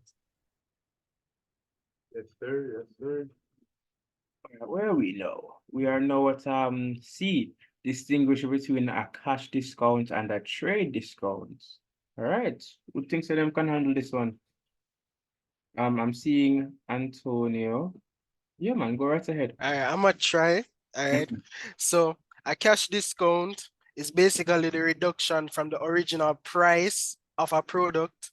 And sometimes it can be that the business say, if you pay this amount in this due time, then you get the cash discount. And if they did, they get the cash discount. Or sometimes they can be like, if you buy one more of this, you get a cash discount of 20% of the original price. And then for a trade discount now is for persons who decide to buy products in bulk and based on the amount they get the trade discount. Yeah, they're also for trade discount, they're also repeated persons who normally purchase from that particular person. So they normally get a trade discount because they're loyal, come on, like loyal customers. Yeah. Don't forget that part when you're doing it as well. So Yeah, man, and another thing one I must make sure you don't forget is on the examples, right? Even if you can't think of an example of a trade discount, make up something, make up a business. Talk about how you have a retailing business that going to do this and that, and you're gonna get your points. You're going to get your points. And I have here cash discounts is a reduction in price offered to customers who pay quickly, while trade discount is a reduction in price given to traders who purchase in bulk, right? Plus your example. Okay. And now we're gonna move on to DI. Kylie created a new rhythm of Caribbean soca beats and wants to sell it online to overseas producers. Explain to Kylie the importance of obtaining the copyright for her music. How would you answer this question? You first talk about what a copyright is, then you give the explanation as to why she want the copyright, why she wants the copyright. That's what not you would answer. wrong. That's a very detailed response. That would definitely entail you using up all of your lines. I was gonna say them wanting us to explain the importance to Kylie really links to us explaining the advantage, right? So you list one or two advantage and explain it. But that approach is definitely right as well, Antonio. I'm seeing in the chat so that no one would get credit for your music, so she could have original access. Okay, all right. Okay. Any detailed responses?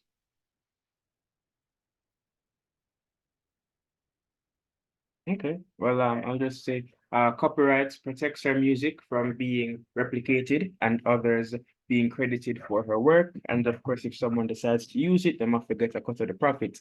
I don't know if anybody here knows, please forgive me for this, JoWayne. Ice Spice, and we're in a recent song, she did take some Sean Paul music. I'm positive that Sean Paul get some of that profit, or them they had some arrangement. There is no way Ice Spice could have done that, and Sean Paul was not made aware. That in itself links directly back to this topic. That simple thing that we're listening to on YouTube is business in the wholesome sense, you know. But I also say, remember how when I was speaking about my business, and overall businesses that you have to register, and registration allows you the security of protecting your name, your brand, and your image. And one thing to note, when you go to register your business, whatever it is, they try to ensure that you don't have a name that sounds too close to somebody else. So if, for example, my business name is Kingston Energies, somebody else cannot have Kingston Energizers or Kingston Powers or something like that, because it would be too close to my industry, one, and it would be too close to my name. So that's also a positive in registering. So it's not necessarily called copyright for business protection, but it is the same principle. Yes, sir. Yes, sir. And I'm sure a lot of people here know of AIM Educational Services. As the SAT group. I remember there used to be this ad that would come up on TVJ for a business, also with the name AIM, but it was in a completely different industry. So that directs to what JoWayne was saying earlier, where the similarity in names for what you described earlier.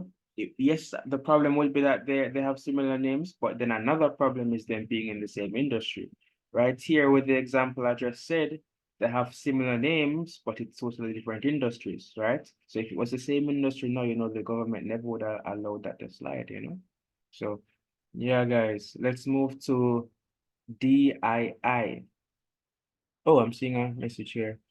Trademark has to do with brands. So for no one else to claim J'Vaughns dessert he would need to obtain a trademark.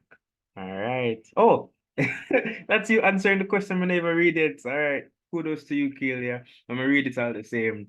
J'Vaughn excels in the culinary arts. A new local nut was discovered with high nutritional value, and he created a unique dessert, Nutty Joe. Hey, that's you, Joe. Sorry. Oh no, J'Vaughn. For the young and healthy conscious. Explain to J'Vaughn though the value of obtaining a trademark for his products. Okay, and that's what Kelia would have just answered. Trademark has to do with brands. So for no one else to claim J'Vaughn's desserts, he would need to obtain a trademark. And what I have here, a trademark distinguishes your product from other products, thus making it easier for consumers to identify your product. Any other responses for this?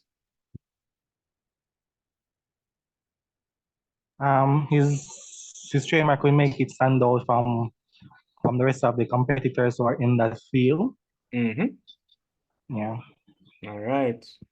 Okay. I realize as we progress through the paper, less and less people are answering. I wonder if that speaks positively to the fact that, JoWayne and I would have gone through those earlier topics, or does it mean the only thing you guys read were those earlier topics? I don't know, but we're gonna find out. For this paper, you're talking about this paper already, Really? What I want to Yeah, I'm gonna do this paper too. Okay, all right. But I never did talk about the economic dualism though. I just create that on spot. I wonder if that means that we shouldn't be allowing you guys to answer anything else. No. It's good to retain the knowledge still. All right, guys, I hear you now. So now we're gonna move to 4A. All right, 4A. State two functions of each of the following intermediaries of the chain of distribution. So retailers. Talk to me, guys. Functions of retailers. The retailers sell things in bulk, in a larger bulk than wholesalers. Oh wait, no, that's not right. It's actually The retailer buy from the wholesaler in bulk and sell it in smaller quantities. exactly. So I mean, I get that was just a little mix up, but if you need to just clarify it some more and show you remember it the right way, I mean, wholesalers. I mean, me, I just use the word whole. I mean, whole is in wholesaler, so that their approach would be more holistic. So that links to them, selling in large quantities, selling in bulk. So you know that wholesalers is linked to bulk, while retailers is smaller amounts, right? Us going to the corner shop, you could refer to the corner shop as a retailer if you ask me. Them would have, gotten things in casings and then selling it to us one. All right. So thanks for that. Anybody else wanna add?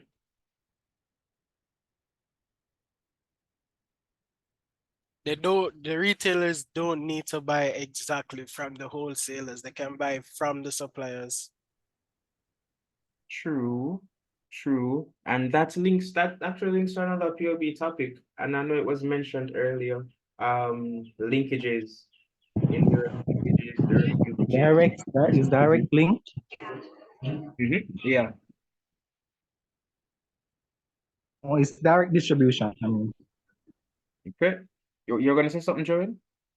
Yeah. Kelia, don't worry about that. You had the right principle. You just mixed it up.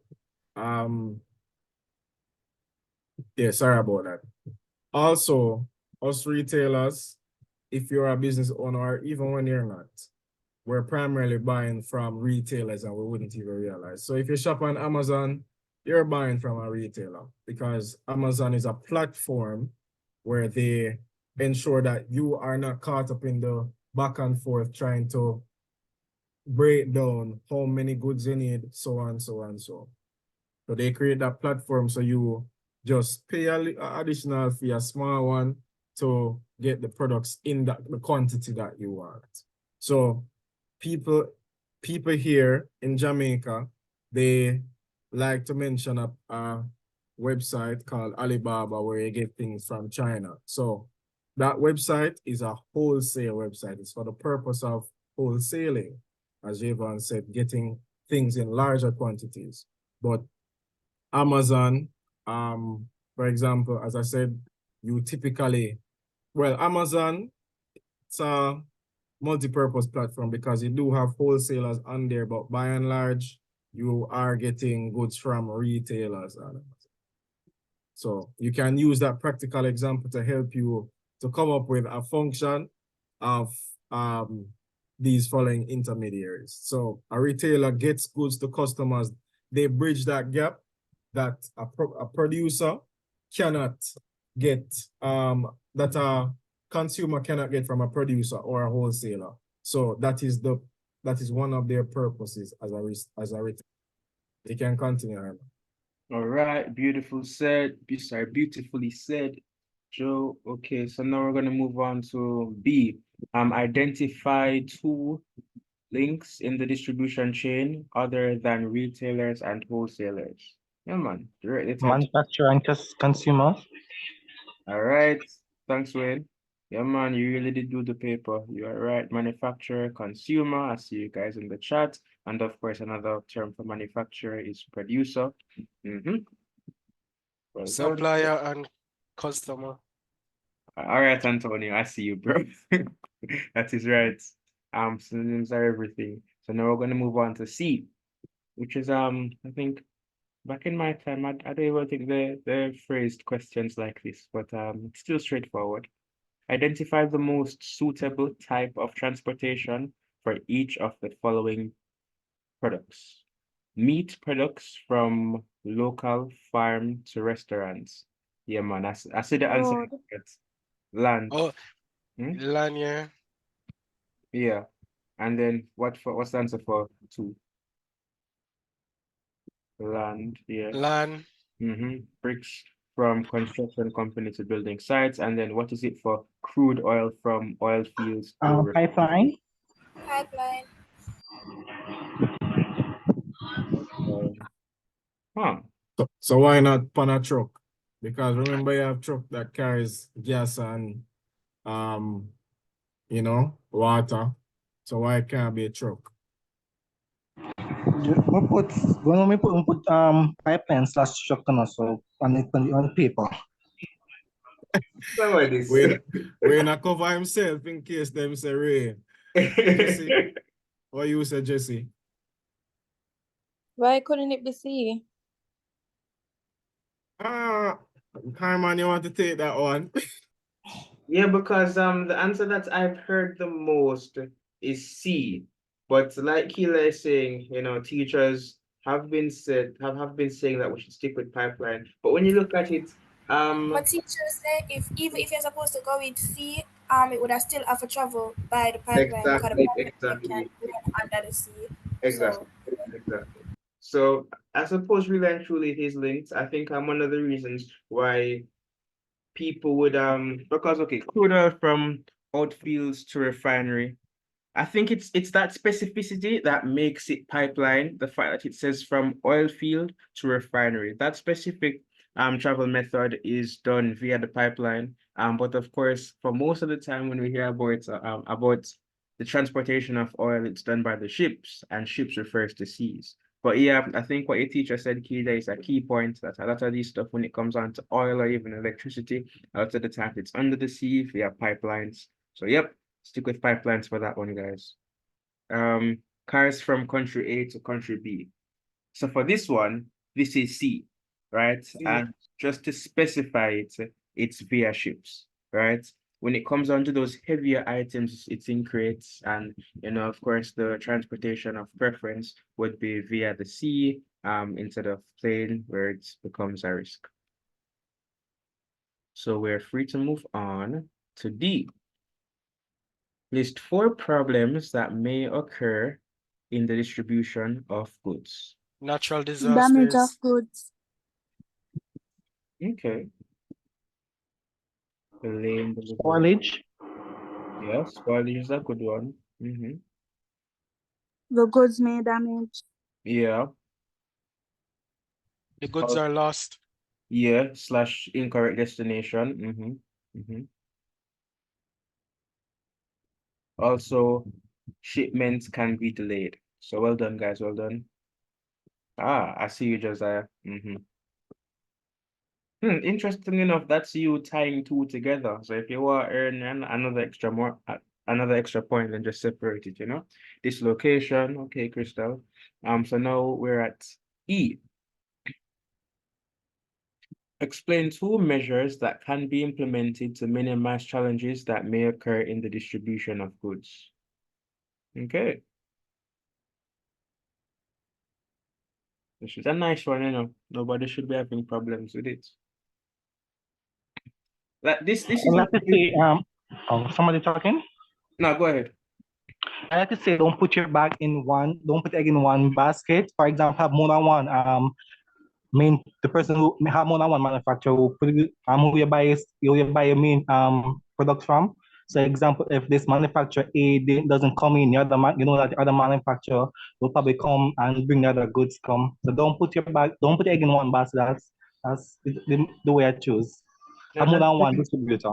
Thank you. Thanks for that correction. So a situation like that, it really is all about your explanation, right? Because you're opting to use your own understanding. Nothing is wrong with that, and that works perfectly well. Kelia, you can go ahead. You have to use the most appropriate transportation to deliver the goods, because for certain goods you can't use certain type of transportation. Like as we were saying before, if you're doing oil, you cannot, it is not right for you to use truck or car or land overall. So yeah. And if you're doing something heavy, like you're carrying car or something, you cannot use a plane. Right, perfectly said. Okay, and also careful documentation is crucial as well. And mm, renting of cargo will prevent goods from ending up at the wrong destination. We already said proper storage and packing of goods can prevent damage and spoilage. I'm seeing in the chat that you guys are on the right pace as well. So we should be good to move on. Add something? Sure.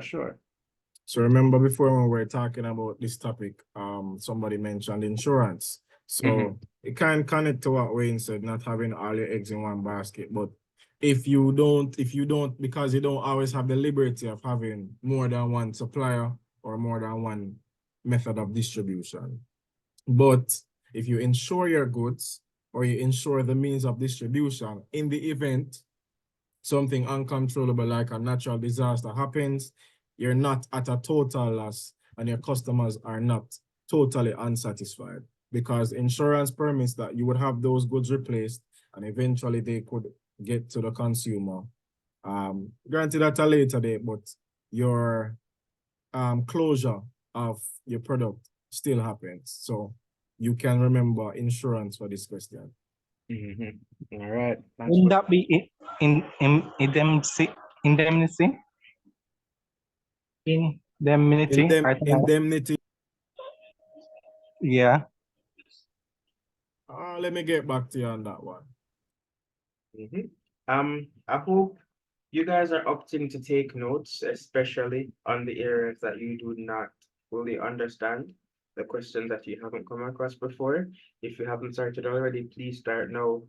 All right. Sometimes you get compensation, not all the time. Exactly so. Desha. All right, so we're going to move on to the other question. Could you scroll down, please?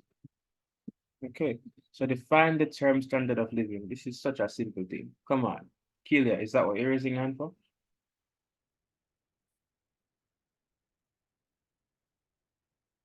Define the term standard of living.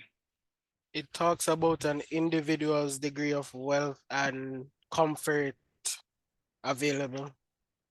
Okay. You know, say I'm gonna start calling some names soon, you know, because I'd love for everyone to get a piece of the knowledge, you know. All right. Okay, I get you, Kelia. Next up, identify two factors that determine a country's standard of living. Pretty simple, straightforward. The income and comfort. Identify two factors that determine a country's standard of living. I agree with income. What else did you say? Comfort. I've never heard of comfort as a response for this before. Standard of living. I wouldn't put comfort as one, but I agree with the first thing you said, and also what I'm seeing in the chat, job opportunities, GDP, population. Yeah, I'm with those two. All right, so let's move on. Define the term rate of infant mortality as a factor of quality of life. This is a fun one. Kelia, Alright, go ahead. so when I remember exactly of explaining what make you an example. It's like, oh, the people them in a China, them put a restriction on the amount of pitney. Some Chinese supposed to have like two, I think, or something like so. So the less pitney you have, the better quality of life you have, or something like so. Right, to prevent overpopulation. So this is the perfect type of question just to link back to the world right now, comparing a China to a Singapore, to a Canada, to even a Jamaica, which apparently, is having too low of a birth rate. So yeah, man, Jamaica would never come and impose a limit of 1 or 2 because apparently we just aren't having enough. Her, you can go ahead as well.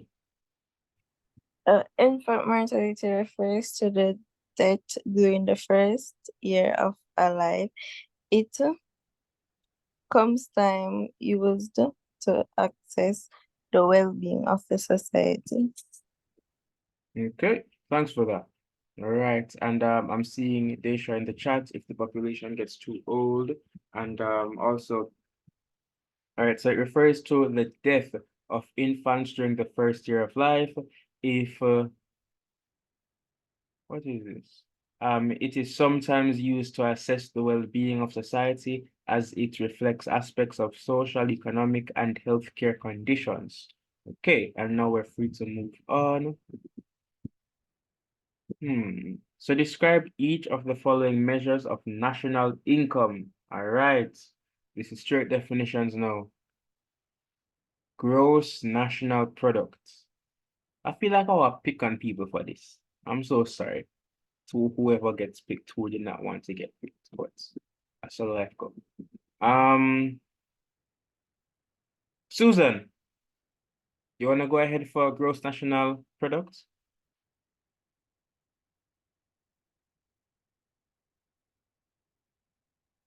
Even if you don't fully get it, feel free to unmute, guys, and just work with me because of course myself, JoWayne, your classmates would have an understanding of it, so we are able to figure it out together, right? So either way, just unmute and let's figure it out, okay? So how about when? Right, nothing from when. How about Hanjo? Lashy? Why nobody want? I see you, Kathina. Wait, No, Wayne, don't say anything. oh, sorry. Oh boy. I really appreciate those who've been interacting in the chat. I really appreciate Josiah, all the others. I'm just wondering who else is ready to really contribute as well. How about Kayla?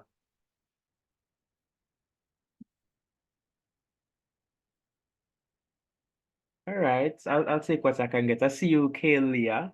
Talk to us. Okay, so for this one, I'm not really all that sure, but Mhm. well, I'm answering number 2. I'm not sure about number 1. But Okay, go ahead. gross domestic product. Domestic is a term that's usually used for things that are produced in the country. So I'm guessing that it has something to do with how much the country is able to produce for its participants. Okay, all right. So you have the general idea. Nothing is wrong with that. I don't think I said it like this, but nothing's wrong with adding fluff onto your definitions, guys, in regards to just ensuring you use up all the space. For example, I would have made mention to utilizing synonyms just to add more depth to your definitions. So you're right, Kalia. I definitely prefer if you were to add more onto that on the exam room. So total measure of goods and services produced within the country locally. So that is it for gross domestic product. And I'm seeing where Desha is telling us some more like bauxite mining, beautifully said. For gross national products, let me talk about that. So the monetary value of of all the goods and services produced in the country, as well as goods produced overseas by citizens. So GDP is limited to domestic-wise, locally in the country, while gross national product refers to the goods and services produced by citizens outside of the country as well, right? So let's say that JoWayne's business makes it big, right? It's been doing it so well. It's been doing so well in Jamaica that now it decides to expand into the US and other Caribbean countries, right? So he sends out his managers, his directors abroad to do the do and bring in the income, right? Those workers under Joe are still Jamaican citizens and they are still working for JoWayne's Jamaican-based business, right? So even though they're abroad, they'd still be contributing to the GNP, the gross national product, even though they wouldn't be technically contributing to the gross domestic product. Are you guys with me? Yes, sir. Beautiful. All right, where are we now? Per capita income. Anybody? I feel like I haven't been paying enough attention to the chat, so I shall.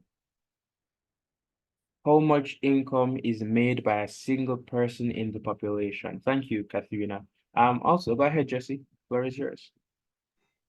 Well, what I can add to it is that it is calculated by dividing the GNP over the number of population to get the amount of income that each person earns within the country. But the definition she gave is the definition I had. Okay, and I love the fact that you just added a formula. Yo, JoWayne and I, we had a course that we did the finals for a few weeks ago, and I remember I feel like a lot of you probably do CSEC Econ, right? I mean, if you do POB, you have to probably do CSEC Econ, right? And remember, I tell you now, if you're going to be continuing in the business field, you're going to be seeing a lot of these things again. I remember on the paper, we were asked to define something that you guys should be seeing now in CSEC Economics. What was it? Wait, let me try and remember what it was, JoWayne. Elasticity. Do any econ students know? Remember the topic? Know the topic of elasticity? You must. It's coming on the exam. Sound familiar, right? Yes, it did. Oh, it's already gone? Econ? Yes, sir. Yeah, on our big university exam, we were asked to define income elasticity and cross elasticity, right? And I mean, I don't really want me saying that to let you guys think that university is not much. I mean, yes, it is linked to the fact that things repeat, but also there's more to our understanding, more to the topics, right? Because you already know of one formula here, but of course, the formula I made sure I put beside my definition on that exam was a different formula that them teach me after each university, right? So that was that's just me solidifying the fact that as a business student, everything is gonna continue to come back, right? Watch Katrina. We don't know what you're talking about. Well, I mean, as long as you're not an econ student, I won't worry. But if you did econ and you know what I'm talking about, I'm keeping my prayers for sure. All right. So where are we? I feel like I went off on a tangent quite a bit. Thanks for that, Jesse. You're 100% right. And that was just me ranting about me using that same method to include a formula in the definition. So nothing is wrong with that, guys. If you guys see a question on the paper that you remember a formula for, put that formula because I assure you that you're going to get marks for that. Okay, so now we're on C, right? State 2 reasons why countries engage in international trade. Beautiful. You can now list 4. All right. I see 3 people. I see you in a Jade, but I'm gonna prioritize George and Kayla for this. I'm sorry. I'd love to get 2 from Kayla and 2 from George. Yeah. Kayla, you can go first. Okay, so you could make allies with the other countries and satisfy the needs and wants of the citizens in your country. Okay, through continued partnership. Okay. Thanks for that. George, you still with us?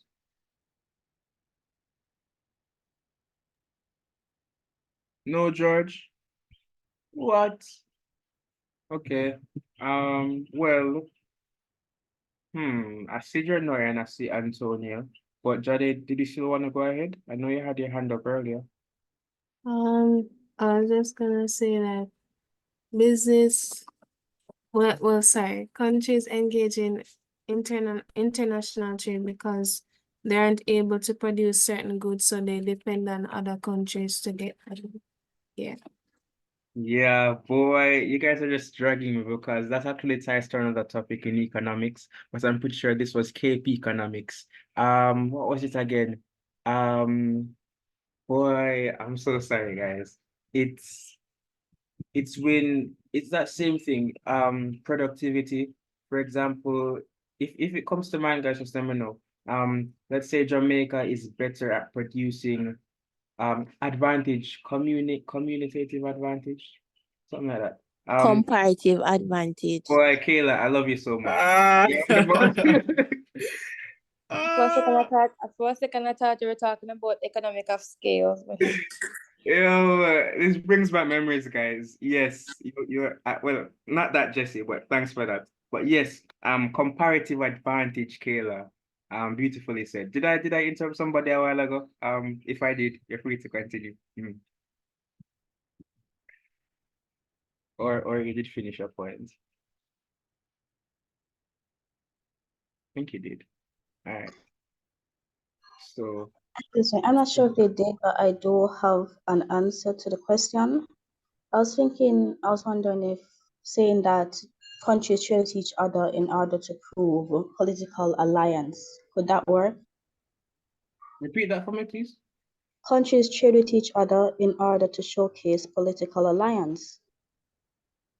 I wouldn't put that as an answer, not unless you flesh it out by a lot, because what is the benefits of improving political alliance, There needs to be certainty to it.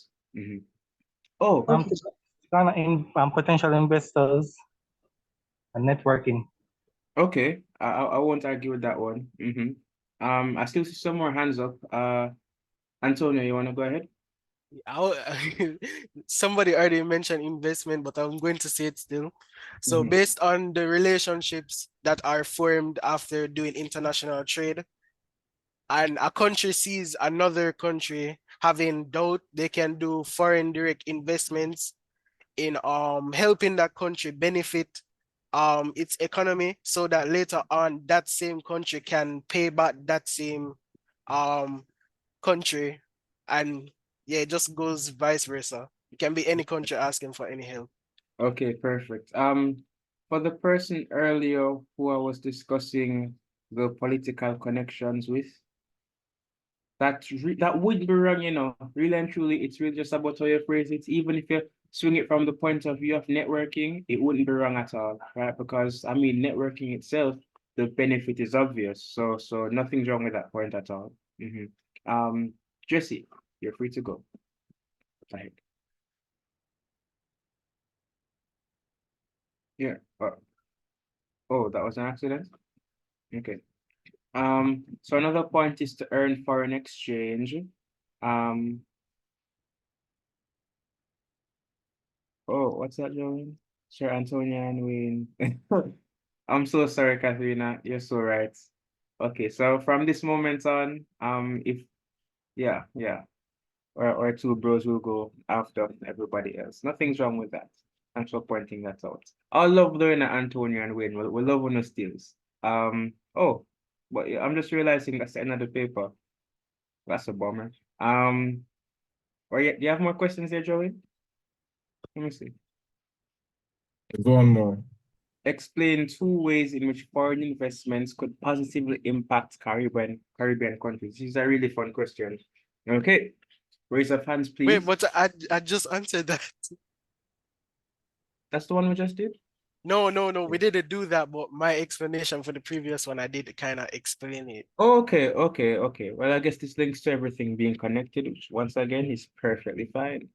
All right. So, Katharina says increased employment. Would you like to unmute and just, discuss that point with us?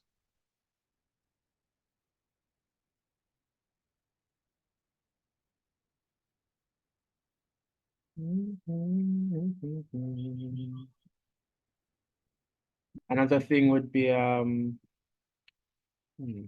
okay, share my host. All right, Katharina, no problem. Sir, Yeah, Kelia, go ahead.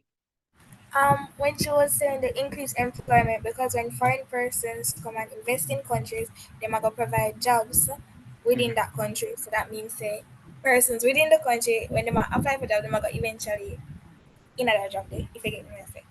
I get you. Just make sure say I can put it on the paper, and it's nice words, nice good paragraphs, and you'll be good, all right? Kayla, you can go ahead. So the foreign direct investment can help in the economical development of the country. So they will use the money, sir, to better the economy, better infrastructure, and so on. Okay. All right. Thanks for that. And I guess we actually made good time on this paper. All right, so wait, no. Sorry, just to say, there are 2 points you needed to expound on for this. That means 3 marks for each point, which means we can use the same approach regarding definitions, around 2 sentences, 1 example, and you'd be good for each point. But yeah, it's 6:02 now. We spent an hour on that paper 2, which means we can now move on to some paper 1s. JoWayne. Yeah, Joe? One, we need a little break. Okay. So is 10 minutes too long in your opinion? What do you guys think? You want 5 minutes or 10 minutes? Good, I'm already been already. Where's the win? Me good, Marty, been already. All right, boss. Who said 6:15? Kelia. I don't really want to say no, because it's your time, but Don't say that too long. That is too exactly. long. Somebody said 6:10. I think, Joey. 7 minutes. I was gonna say 2 minutes. We'll come back at 6:10. But All right. I think we can run through half of 2022. Or the questions that we probably didn't, the topics that we didn't get questions on in this Okay. one. But you do have some repeats. And then we can just run paper ones after that. Okay, no problem. 6:15 kind of long, but we'll see how it goes. Not 6:15, but we'll see how it goes. So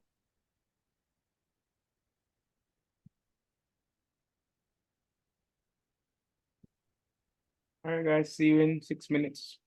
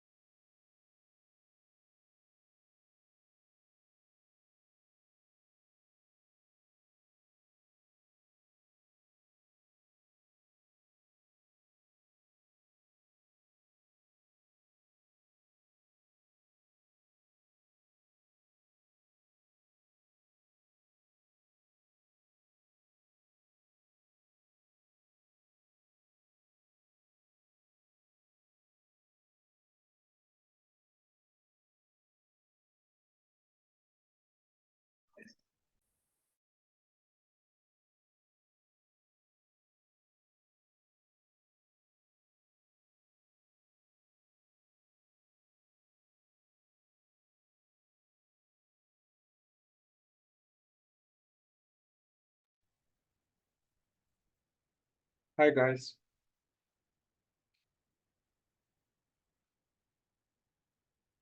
JoWayne, are you back? No, I'm not turning my lights on.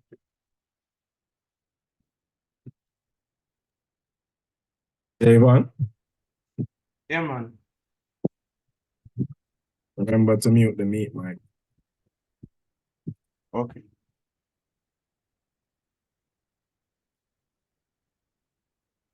All right, everyone. So we'll be going through some paper, one more paper two, not an entire paper two. Crystal is asking if we could go through logistics because that is true.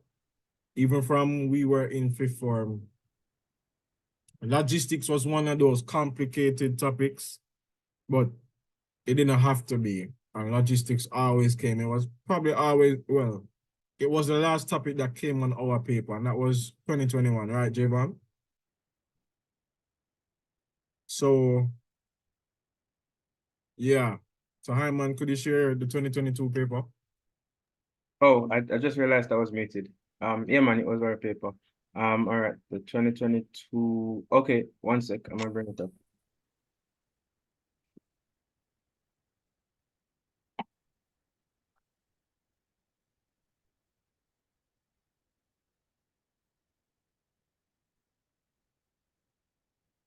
Yeah,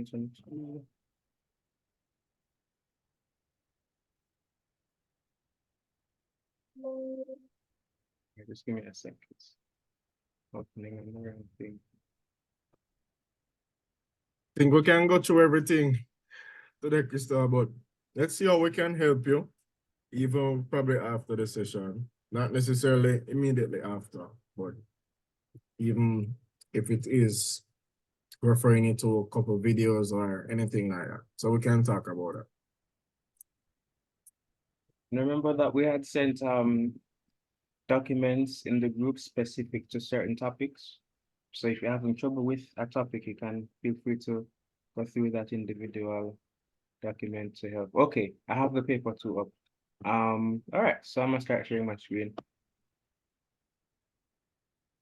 HSP. You did the HSP join? I did chem. You know what? I see the maximum chat about HSP, but I did chemistry, not HSP. Got them a pre-HSB.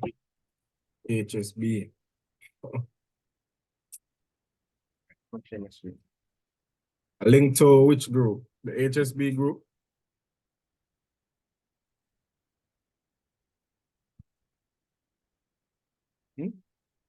Can send the P.O.B. group link after. Don't worry about that. All right. So going through Hyman. Yes, sir. Okay, so Joanne wants to set up a cosmetic store in her community and therefore needs to collect data to determine the feasibility of this type of business. So this would be a topic 3 question, guys. It's related to topic 1, but it's talking about the setting up a business. So can anybody answer number 1? A. Primary and secondary research. Remember, we're raising our hands, giving other people an opportunity to answer as well. But primary and secondary data. And number 2 says state one source of each type of data identified in A1. So Kelia in the chat says interviews and books. And there are much more. So anybody else?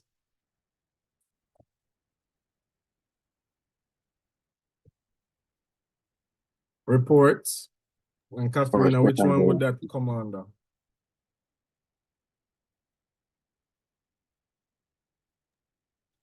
Observations and questionnaires for primary. Okay.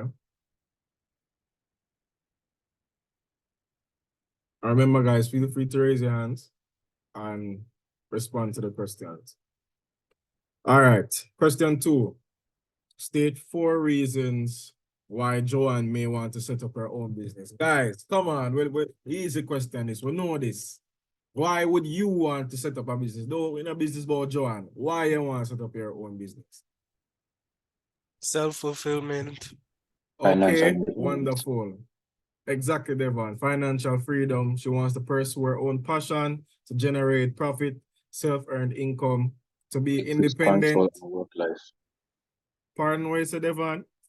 Increase control of work life. Okay. Okay, that relates to independence. That's another way of saying it. Odena, you say go on vacation whenever. I would not recommend you write it like that. And if you do, make sure you refer to the fact that she wants freedom to be able to do that. So as Josiah just said, freedom of schedule, to work on her own time, flexibility.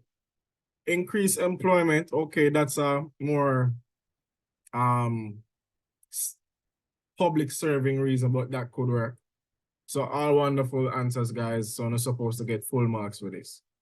And yes, Genoa, to be able to explore her innovative ideas. All right, next question.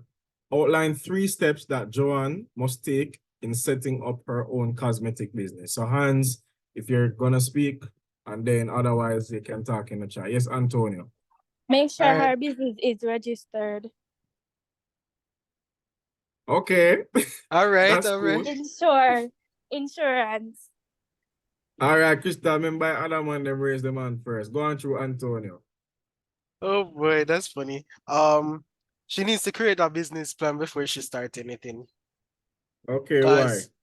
Cause let's say if she wants to get some fellow investors to invest in her business, then the investors must know how the business run and how the finances of the business work. So when they finally understand it, they will decide if they want to invest in her business or not. All right, wonderful. Just you wanted to say something, don't shy out. Come on. I was going to say market research since you already conceptualized the idea and the young man said business plan. That's not the same thing as a business plan, Jesse. So say what you want to say. No business, but what nobody else want to say. And that's Market a part. research. All right. Thank you for speaking. Odena also said market research and then a business plan. So you guys are all bouncing ideas off each other. Katharina said register your business. Wayne, you want to say something? Yeah, she need to check the local market and see if this business is profitable, and see if this is what the community persons want. Just yeah. Okay. And guys, note that market research is not the same as a feasibility study, even though market research is a component of a feasibility study. They are not the same thing, right? And we are missing out one key aspect. Wait, sir, can I do it, sir? Oh, go ahead, All right, Antonio. so sir, if she's making her own cosmetics, then she needs to know how she's going to find the resources in order to make those same cosmetics. Okay. And how is what by resources, what do you mean? Like raw materials. In raw materials, you manufacture them. They can either be work in progress and those can be sold off if Joanne decides to. However, the aim is to finish those raw materials into finished goods so that it can be able to sell out into society. And this comes about as conceptualization as well. In conceptualization. What do you mean, Wayne? I mean, like, is an idea, is conceptualization is an idea, like from start to finish. You have a business idea, but you have a business idea, you need to formulate how we're going to get the materials, how we're going to source it, how we're going to convert them into finished product and stuff like that. You can't just, okay, have a business idea, so and so, but you forgot to push out how we're going to get these materials and product to have the business running. Because based on those materials is what they're going to like give the customers for them to, since it's a cosmetic product, right? Yeah, cosmetics. So you need to get the raw materials to help to make the business move. So I'm on phone. Okay. Kayla, you wanted to say something? Thank you, Wayne. Kayla, did you wish to speak? All right, no. Crystal, market research it is an instrument in trying to find out what your information about your target market. So the demography, how exactly you plan to connect with them. Because if you don't give people a reason why they should buy your product, then they won't. If the reason is not inherent, if it is not a need that you're providing, you have to convince other people why your product stands out. And market research specifically applies to the demography and the people who you're selling to. Feasibility study is a holistic study on the pros, the cons, the market, the challenges, resource acquisition, so on. So feasibility is general, market is specific. And guys, even though Antonio touched on it, yeah, how is she going to, even though she has an idea, she is a Hyman, scroll up to the prompt. All right. So let us assume that Joanne is a sole trader. And even if she is in a partnership, she wants to set up a cosmetic business. Any business you have, you need capital. So one of her main priorities should be sorting out how she's going to source the funding for her business. So if her business is registered, then she can get a loan, but you have something called crowdfunding. Everybody here should be familiar with GoFundMe. If Joanne realizes that she does not want to take a loan, she can post on her Instagram business page or her personal Instagram or WhatsApp and say, I have a GoFundMe and I'm looking for $1 from any individual who can support me. And if 100,000 people decide to give Joanne $1, then Joanne can, and she can get money from family, as someone says. So that's the answer to that question. So market research, the business plan, and sourcing funds and registering the business as well. All right. So the next question. Explain one benefit of short-term planning and one benefit of long-term planning to the successful operations of a business. Remember, this is still topic 3, guys. Fundamental.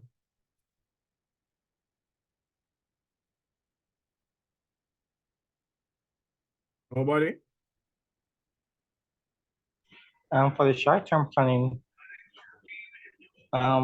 is to, for example, the short-term plan is like a 5-year plan for a short-term plan, right? I don't know, 3-year plan or 5-year plan is to know, to see if the business is going into the right, is the business going in the right direction, if the revenue is producing the proper rates, and to see if there is any modification she need to do in the business wise, like to reorganize structures and stuff like that, to see if everything is running smoothly within that year period, and to see if what else changes could be made or improved upon within that year. All right, pause that right this up. Pause that right goal. this up. Pause that right this up, Wayne. Thank you. And Wayne, one thing to note, remember, it is always good to expound on your points, but remember, sometimes we can begin rambling, we can begin doing too much in terms of focusing in relation to the point that we're going on about. All right, so your answers are very good, but be mindful of the amount of information you're putting on the paper as well as the amount of information you're sharing. All right? Yes, sir. All right, cool. But point to note, short term admittedly speaks to a year or less. Midterm speaks to a year up to 5 years, and then long term is 5 years plus. Right? So would anybody else like to speak on short term? I was Anybody? I raised up my hand until Wayne was speaking. So I was going to say, based on the short-term planning, the business can compare their previous financial statements with the, this year's previous financial statements, and to see whether or not they're doing good in the business or not. And that's for short-term planning. And for the long term now, if they decided to do a forecast on it, for each year, And at the end of the 5-year period, they decided that no, they found out that the business is doing well, then they will continue to proceed with what they were doing the previous 5 years. Okay. Thank you, Antonio. Does anybody else have a response? Remember, guys, there's nothing wrong if you don't necessarily understand, but it allows us to get a sense of your preparedness for the exam. So if you have any thought at all, it don't even matter if Antonio or Wayne said something before, feel free to speak, okay? So are there any other hands? Anybody else want to say something? Even if you just want to get your voice out there. Go ahead, Keelia. For short-term planning, them can use the resources so them have already. So them really have to go to them where forget no. And for long-term planning, it gives them the opportunity to improve on anything. Like if there are problems in the past, them can fix it or something like that. Okay. Remember, Keelia, I know I know so you're going to write on the paper still, but you're in the right direction. And guys, that's what we're encouraging. You don't have to have all the answers, and that's why you're here. You're seeking help, and we would like to help you. So, Keelia, what Keelia said is right. Short term, what Keelia, Antonia, and Wayne were saying are correct. Short-term planning is helpful in terms of managing business resources, specifically within a period of a year or less. So this is important in order to find methods to increase the efficiency, as well as to give employees just an experience or to encourage the direction of the company that they're going to be employed in. All right. And long term is important because it helps you to gain a sense of direction as a company, as an entity. So this is Joanna that we're talking about, because long-term planning includes motivation. It includes review of financial statements. It includes all of these references back to the initial documents that we'd have. So the same business plan, the same market research that would have been doing before, all of these things have to be constantly referenced back to, because those are for accountability purposes. So let me know if I'm confusing anybody or going too quickly, but short-term speaks on efficiency, balancing of resources. Long-term is more so pointing the business in a certain direction, whether it is in the foreseeable future, essentially. Hyman, you have anything to add? No, not to that. I'm just curious though. I don't know if I can tell you real quick. When is their paper one and when is their paper two? Just want to know how close. Oh, our paper 2 is on Tuesday and our paper 1 is on Wednesday. Okay. That's also so the 21st and the 22nd this week? Yeah. Okay. Remember when we used to do the two of them one day? Yeah. I'm getting lucky. P.O.B. multiple choice, I go breeze, man. Yeah, Keelia, your hand is raised to speak? Yeah. All right, move on, Hyman. So any questions regarding that? Just feel free to message. We do these already. We're doing it. Do we need to go over this?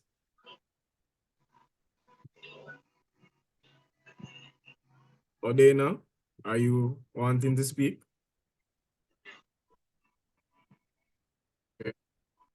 All right, so we went over this last paper. We don't need to focus on this already again. Did we do a question? Did we do any of those questions, Hyman? No, but I went through these definitions when I was doing the topic. So, all right, let's test their memory. Okay. So, what is an offer, guys? Raise your hands, please. Or feel free to say in the chat. So, what is an offer? What is the definition of an offer?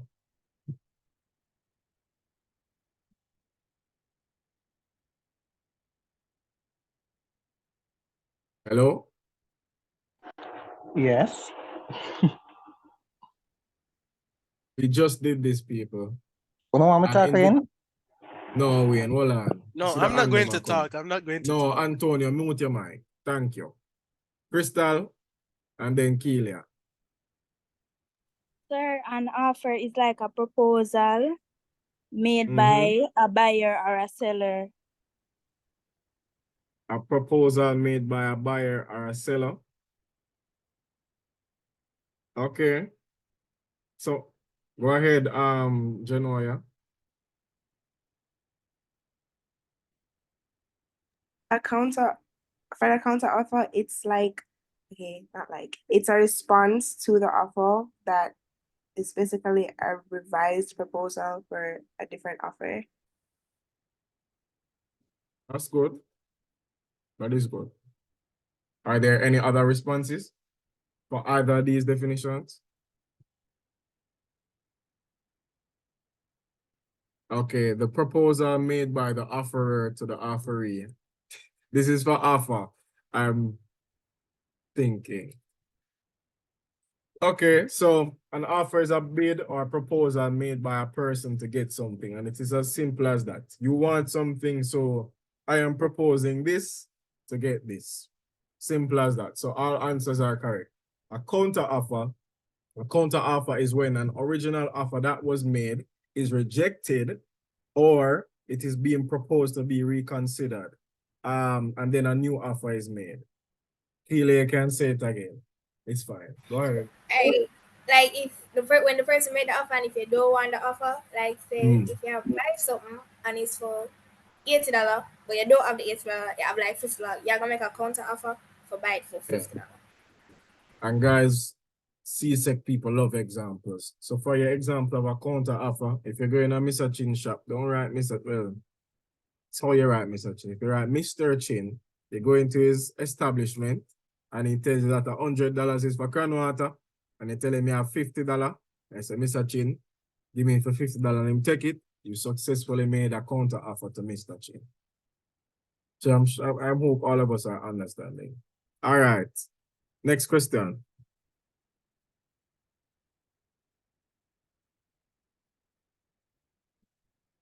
Briefly explain one way in which a contract may be terminated or discharged. I'm seeing hands.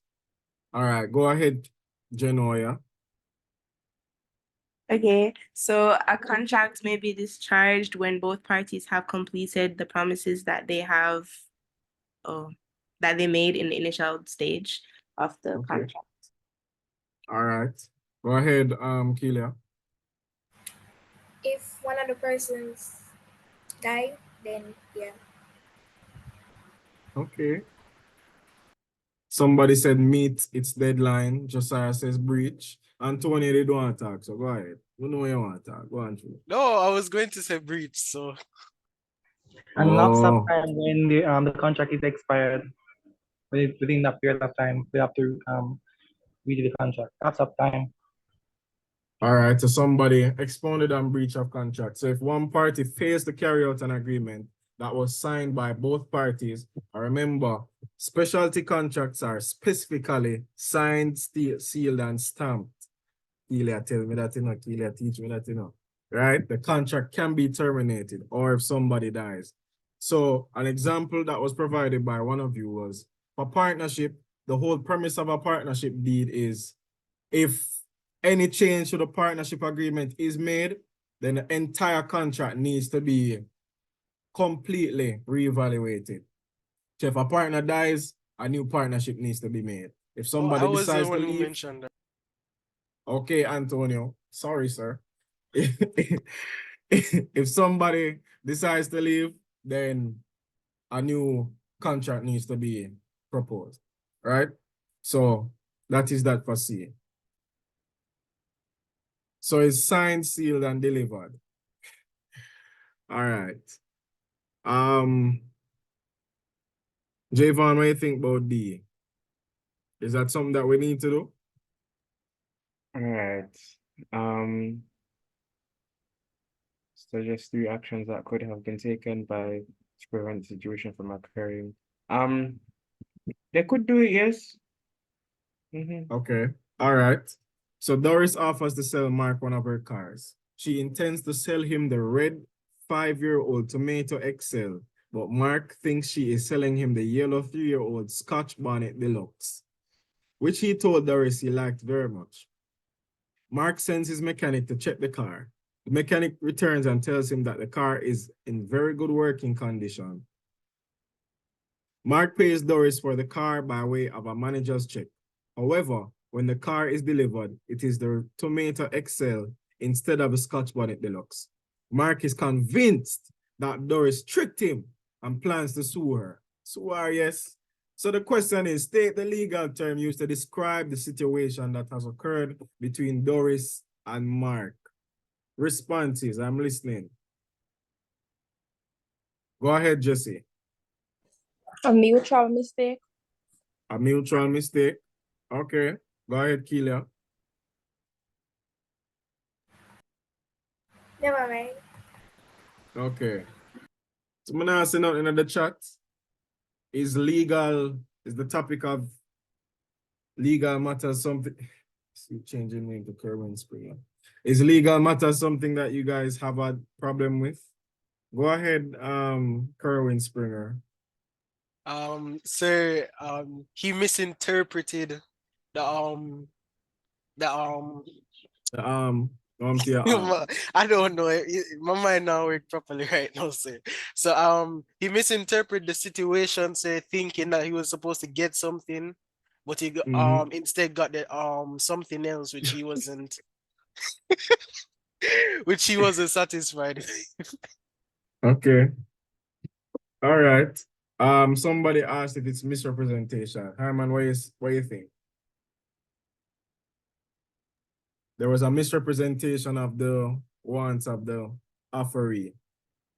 Let me reread it one more time. Doris offers to sell Mark one of her cars. She intends to sell him the red 5-year-old Tomato XL, but Mark thinks she is selling him the yellow 3-year-old Scotch Bonnet Deluxe, which he told Doris he likes very much. Mark sends his mechanic to check the car. The mechanic returns and tells him that the car is in very good working condition. Mark pays Doris for the car by way of a manager's check. However, when the car is delivered, it is the Tomato XL instead of the Scotch Bonnet Deluxe. Mark is convinced that Doris tricked him and plans to sue her. All right, so it doesn't seem like this was a specialty contract. It seems like this was a simple contract, and that because nothing was official, that gave way to the confusion. So Yeah, and plus she didn't state which car specific she would be selling him because it's the intended to, because that's a big internet is a big giveaway right there, so as a word. She didn't state, okay, I'm going to sell you this red car, but he thought that you'll be getting the other car, so that's kind of where you went wrong. Both of them went wrong because I didn't specifying in which car they'll be selling each other. And the part that the mechanic went to the person's house and checked the car, I think it's also a big giveaway because I'm looking at the other car. I think the other car. Thinking, okay, then this car, so I think that this car the person will be getting, but it wasn't this one. Okay, so it wasn't stated specifically. Yeah. There's a specific term for this, yes. I'm running back to the notes to find it. You don't have it there on your note, JoWayne. The term is mutual. Oh, the term is mutual mistake, you know. That's what Jesse said before. That's the answer. Okay. Yeah, Jesse, I said that's what he said. But I think if you are unable to remember that it is mutual mistake, you could say misrepresentation or miscommunication and bracket it and put a little explanation telling them what you mean, if you don't remember the exact legal term. Go ahead, Jesse. You have something to say, Jesse? Would misrepresentation mean like somebody trick you into signing a contract or something? It's not necessarily trick, but it's just that both of our evaluations on the engagement that we were getting into we perceive them differently. So I thought you were giving me something and you thought I was giving you something. But it turns out that because we didn't communicate properly, we ended up giving things that we didn't want. All right, so the next question is, suggest 3 actions that could have been taken by either Doris or Mark to prevent this situation from occurring. This is simple classroom conflict, guys. let's get to it. How could they have averted this? Just see your hand up. Just give me one. We could make some other people answer.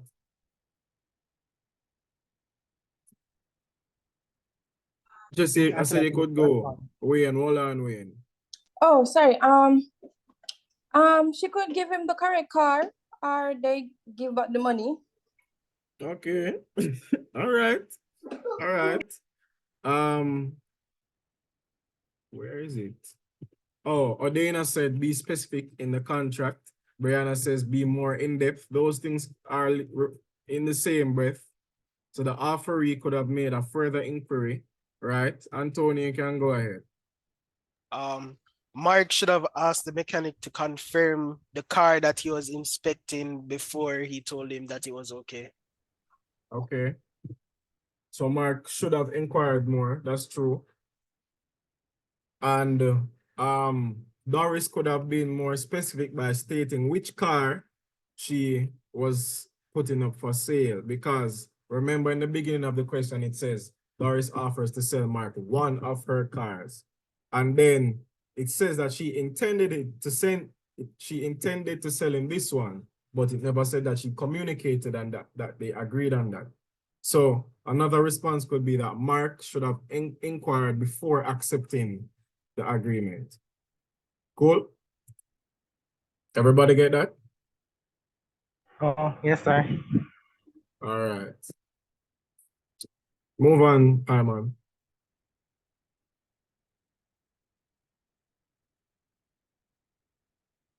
Okay. So recommend 2 ways in which the situation could be settled without Mark taking legal action. So before, Crystal said compensation, that Mark could, no, not Mark. It wouldn't be Mark. Doris could compensate Mark in some way. Somebody says refund. Somebody says exchanging the car, so giving him the car that he wanted. Okay. Any other responses? I think they should have made it clear in the beginning, to be honest with you, to avoid all of this. Mm-hmm.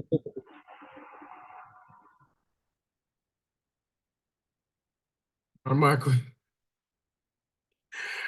Okay, Odena, that would be okay because both of the cars are in good condition, but him did want the other one. So 2 solutions would be Doris could give Mark a full refund, and him go on about in business, or they could exchange the vehicles and be along their way.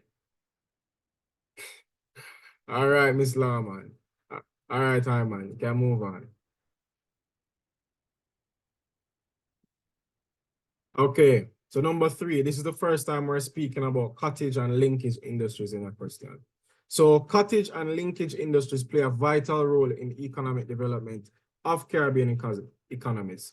So list 4 characteristics of cottage industries. So 2 persons said home-based. Utilizes spelled with a Z, Janaya. But utilizes local resources. Small scale or home-based, you get the same amount of marks for saying either. Right? Any more? Any hands? Anybody wants to, speak on it? So we only have 2 so far. Personal bond Utilizes. with the customer. Pardon? Personal bond with the customer. Okay. You have to put it like they have the capacity to form more of a personal bond with their customers. They can't just put personal bond with customers, but you're right for the most part, Wayne. Yes, sir. Uses mainly manual labor. That is true, Ali. It is very labor intensive, especially if their operations start to pick up. So that's 3 so far. Well, that's actually 4. Family and friends can become employees, and Keelia says that the startup cost is cheap. And Odena, you are right. A cottage industry typically tends to be a sole trader. But that can be a characteristic. So capital is low. Most products are sold to the local market. That is another one. Girl about Bridget's. Bridget's is not a cottage industry. Ilya, no. Okay, I did not know that. Bridget started off as a cottage. All right, cool. Hyman, you have anything to add? No, man, I'm just watching and laughing. We're good. Okay, wonderful. All right, so note, guys, make sure now note this on the exam on Tuesday. Though, but I feel like through you understand it here, so you don't go revise. You will forget. But when you go in an exam, it's a different mentality than when you're preparing for it. So state 2 examples of products manufactured by cottage industries in the Caribbean. So somebody said Bridget, somebody said a shoemaker. Let me get some more examples, guys. Jams, very good, Ali. That's a good example. Clothes, anybody else? Yes, Genoya. Natural juice, good example, Crystal. Yeah, Genoya, go through. Handicrafts or like crochet items. Wonderful. Is that a business that you want to pursue, Genoya? No. Okay. All right. Odena say community food shop. Everybody have a cook shop in them community. Cool. Very much so. Crochet items, food, juice. Excellent. Wonderful. All right. So the next question. Outline one way in which stakeholders in the tourism industry may benefit from cottage production.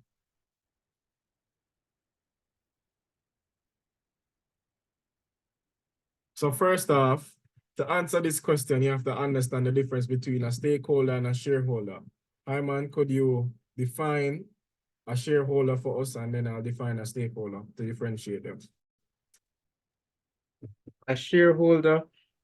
So if I was on the exam and I was going to wing it, formulate my own definition now, I'd first start off by thinking of words that linked to the concept of shareholder. And for me, well, I mean, shares is a more straightforward thing. We'd speak on companies, we'd speak on stake, right? So then we'd link to a shareholder being a person. And if I wanted to drag out the words, I'd say a shareholder is a person, male or female, who has Hyman, just answer the question. Answer the question. in the form of who has a stake in a business in the form of shares, and I'll give examples of businesses. I'll give examples of different types of shares. All right. Good. All right, guys, here what we're going to do. We're going to mute J'Vaughn. Please forgive me, J'Vaughn. Go ahead, Keelia. All right. So a shareholder is anybody, any individual who has shares in a business or an organization. Simple. Simple. Like investors, yeah. Mhm. And a stakeholder is anybody who or any individual who the business, like them have things at stake within the business. The business affect them. Anything what the business do, it's gonna affect them. Like employees, customers, they are stakeholders because anything that happen with the business, I gonna affect them. Yeah. All right. Thank you so much, Keelia. Bright. Very bright. Very. Okay, Genoya, go ahead. For the Save stake, yourself, Antonio. wanted to add that it's that those people have interest in the activities of the business. So that's the difference. Thank you for that addition. So Keelia made a good foundation for you, but it's not that they have a stake, because what does a stake mean? It means that they're interested in the activities of the business that they involve themselves with, and they are a component, they play a part in the business actually being successful outside of capital. So if you were to look at some stakeholders for a school, it would be the students would be one, the parents and the staff members would be stakeholders. The Ministry of Education or the government would be a part of the stakeholders for a public institution like a school. So to answer the question now, outline one way in which stakeholders in the tourist industry may benefit from cottage production. Floor is open. All right, Antonio, go ahead. All right, so based on the cottage industry, as they make small things, they don't make big things. What tourists can get from them is that they can get a feel of the Jamaican culture, you know, the reggae beats, the fake locks and stuff, they can buy those and feel like they're part of Jamaica, which can enhance their experience while traveling through Jamaica. Okay, And really, Antonio. Hold on, Wayne. Antonio, you did not get extra marks from me for that, okay? He could have kept to the point. Go ahead, Kalia. Kalia. Okay then, sir. So like it was said before, let me see. People who work in the domestic cottage industry thing, it's usually a small amount of people work. It's usually one person, which means that they would put a lot of effort and a lot of thought into what they're making. So it wouldn't be something that's like, it would be special. It'll be more special. There'll be more detail into it. Because if you're making a business and you're the only person doing it, you must have some sort of passion, and therefore whatever the tourists get will just be more heartfelt. Thank you, Kalia. Kalia, you're the last hand we'll take if you still want to answer. Kalia, you don't want to answer anymore? Never mind. But yeah, I don't answer where the boy that talk about. Like, yeah, no worries, but yeah. Okay, no Don't problem. worry yourself, man. Not even get full marks for it. Channel. So Odena said that they can use cottage industry products to make tourists feel more connected to the culture, which would also provide profit for them as a business. So this relates to what Wayne said in one of the characteristics of a cottage industry. There's more likelihood of a better relationship with consumers. Sorry. But cottage industries can create employment for people. And guys, remember that as a functional provision of a business, remember businesses boost GDP, businesses boost the regional amount of income within a specific area of the country. And as a larger business, you promote and encourage the rising of the GDP. But employment, money, connection with consumers, keep those things in mind. Remember, it's still a business at the end of the day. So fundamentally, it is trying to realize the goals of a business. Cool? All right, move on, Hyman. Okay. Go down. Outline between primary production and secondary production, stating one example of each.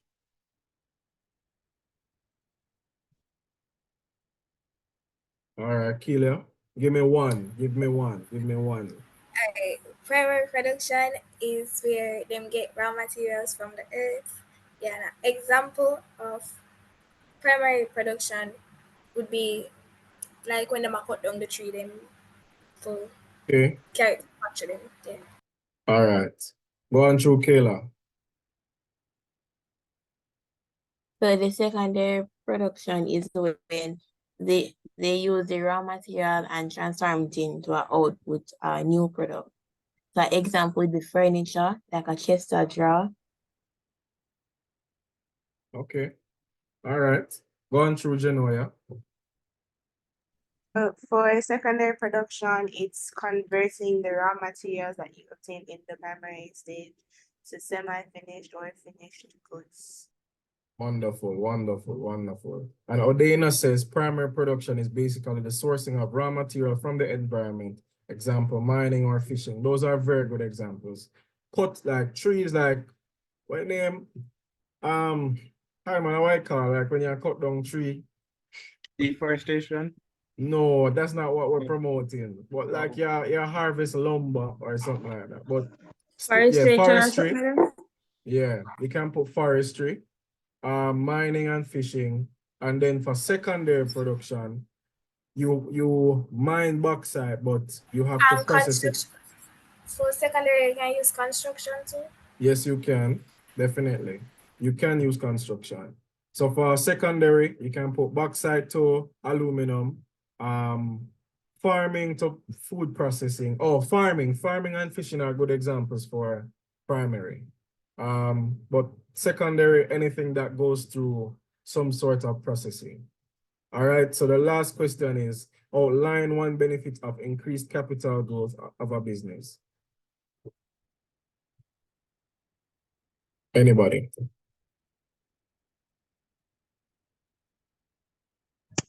All right. Can expand the business like into more branches and yeah.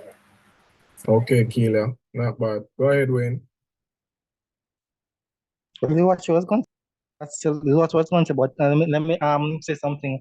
Wayne, nobody It chat with also you, Wayne. it also give you more opportunity to expand, like to see what else market you can go into as well, Mm-hmm. to invest in other ventures as well. Okay. All right. Yes, Genoa. An increase in capital can also increase efficiency and productivity because you'll be able to source more technology and yes. Okay. All right. Yeah, all right. You guys are very right. Hyman, find the last question about unemployment and structure. That's the last one we're doing. All right, stop this off. So quickly identify the fill in the blanks. Supplier and retailer. Yeah. Body, you know, fast. Yeah, supplier and retailer. All right. So the B, we're doing B. List 4 forms of technology utilized in logistics and supply chain operations. GPS. Okay, somebody else. Antonio says GPS.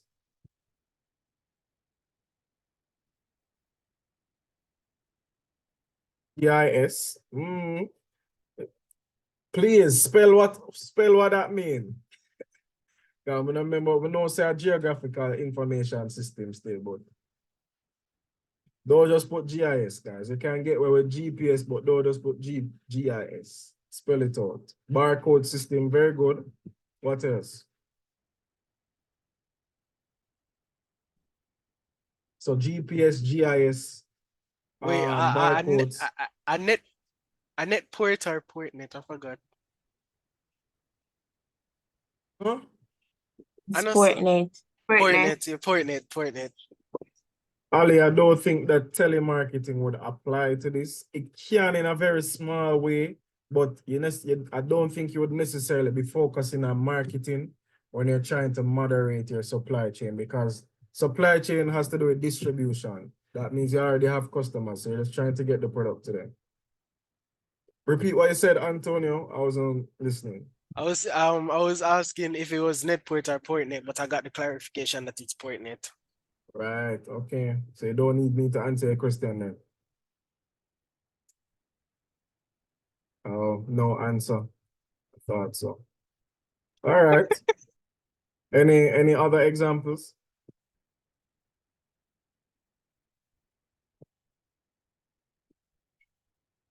All right, so one more you could do. Somebody said barcode, somebody said GPS, somebody said GIS. Remember, e-commerce is also important because supply chain does not simply refer to trucks and buses carrying goods. Remember, you have digital goods, you have online services that people provide. Crystal, I don't know if you can put tracker, but that's the same thing as GPS. So e-commerce is a form of technology or a platform that you can use as a logistics and supply chain operator, as well as automation machine or robots, to ensure that your supply chain is as efficient as possible, as Genoa was talking about. So instead of using people, well, it is like ICT, but you want to just put ICT. So you can speak on automation. All right, go down, Hyman. Like, go down. Like, to the next topic. Okay. Good. You pass it. Okay. Define the term unemployment. The state of not being able to get pay. Wrong. Go ahead, Kayla. Actively looking for a job but unable to find one. Wow, hold on. Put my emoji something. Kayla, I'm giving you a call. That is so much better than Antonio's response. Anybody else? All right, Sir, so yeah, have it out for me, no, sir. no, because you come ask Kerwin Spring and you move like Anyway, so Odena said unable to find work. So it is the activity of not being employed whilst being able to work. So you look work and you're able to work, but you don't have a job. And that is it, simply put. So list 3 types of unemployment. Seasonal. Hey, Wayne. Hey, no, Wayne. I want to know. Sorry. You say seasonal, Wayne. All right. Go ahead, Kayla. Frictional and real wage.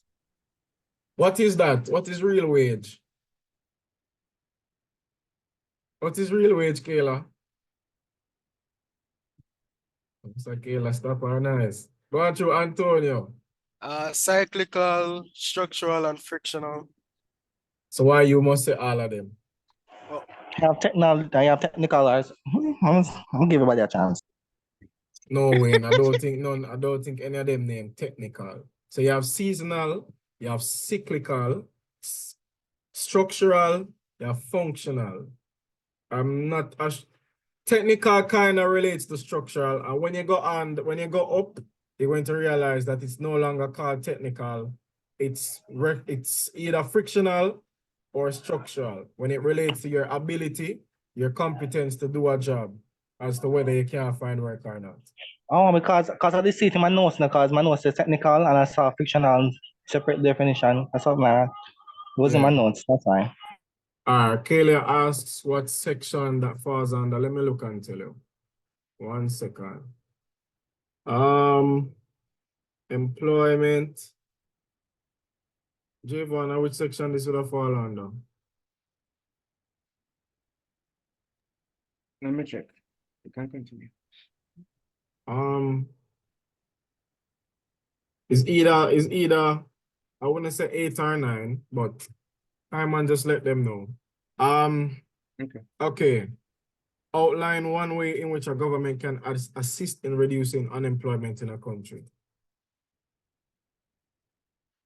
All right, Odena, that's a very good response. Any hands? Go ahead, Keelia. Them can provide like training programs, like when them have hearts. Okay, very good. That's also the same thing, Brianna. Good response. So Odena says invest more into the job industry or fund more small businesses so that they can expand and provide opportunities. So there's an organization located on Camp Road, and they're called the Small Business Development Commission or something like that. So if you are somebody who is, as I said, interested in starting a business, they can help you in terms of outsourcing the things that you need to do. So they can do your business plan for you. They just need your idea, your vision, and so forth, and they can essentially set up your business for you or help you in getting certain sorts of help or access to resources. So wait, sir, you say one business could help me create a business plan, sir? Yes. So why am I But never you're know going to have to pay money. Sir, I wouldn't mind them could have create both of a business plan them, sir. Okay, so when them a charge you the 30 grand, go Sir, ahead. me no mind. Okay. All right, Hyman. Let's try to do 1 or 2 multiple choices. That's the end of us going through this paper too, guys. I thought you were Anything gonna say else? you wanted us to make up and doing business plan for him and I said the 30 grand. But okay, all right. Paper one All it is. right, me no mind that. Come, Antonio. We'll do a business plan for $40,000. No. Nobody do that, sir. My ID make my business plan them, sir. Oh, me see it then, no? I may tell you if it's good. Oh, all right. Nobody Okay, said. so we'll try to after 7. Almost can do 1 or 2. But yes, it's under the role of government in an economy, unemployment. Okay. So it's section 9? Is it 8 or 9? Let me check real quick. Bear with me. It is 8. Section 8. Yeah. Section 8. So, all right, so we're doing paper ones now. Yeah. And this is one of the ones we did do already. That's what, 16 or 17? I think so. So am I gonna share screen? I'm gonna share screen?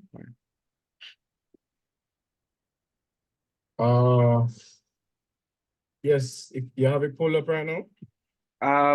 Now, but it will take long. I can pull it up. Okay.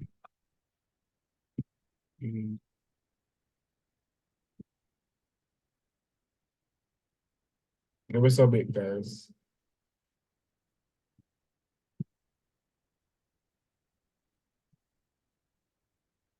Have you guys gone through paper ones already?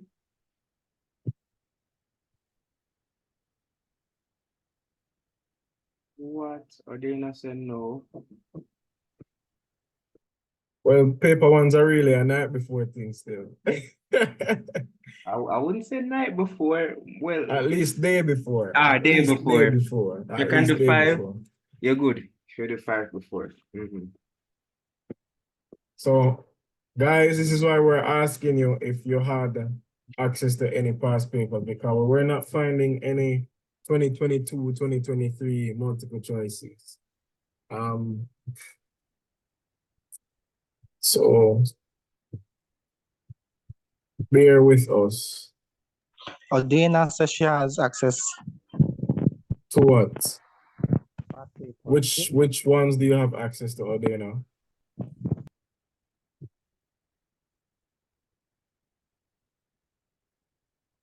Do you have access to like 2022 and 2023 multiple choice? It's in a book, as in like, what do you mean? You do it in your notebook? So where you get the question then? Where did you get the questions?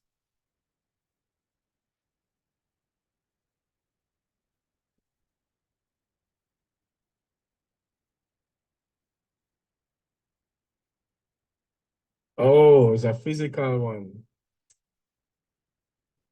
All right. I will work with the ones that we have. But thank you for your offer, Odena. Appreciate it. Almost. Hey man, I'm so lost. I don't remember how to find the rest of the Dropbox items. I can find it for you now. Because I have the answers up. I just can't find the questions.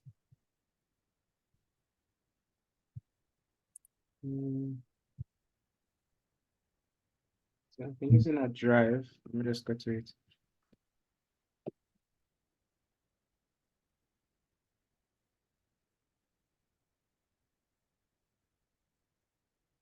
All right. So in the meantime, how has the session been so far, guys?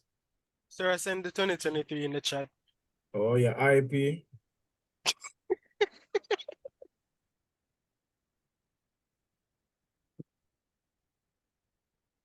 All right, time man. Me and you are gonna work 2022 together. We're gonna work this together. I mean, my find it enough. I have it in front of me. 2023? No, the one we're gonna go through, the paper one. No, but we're gonna go through 2023. Alrighty. Watch them. I man, look through them something what they must send in the chat. But I'm going to share the one that Antonio just shared with me. Wait, sir, it's the file corrupted. Oh, you are right, but don't download it, so if my something get virus, you know, you can't afford my laptop, so. What kind of laptop you have, sir? No answer. A paper one or a paper 2, that's it. A paper 2, my warm to you.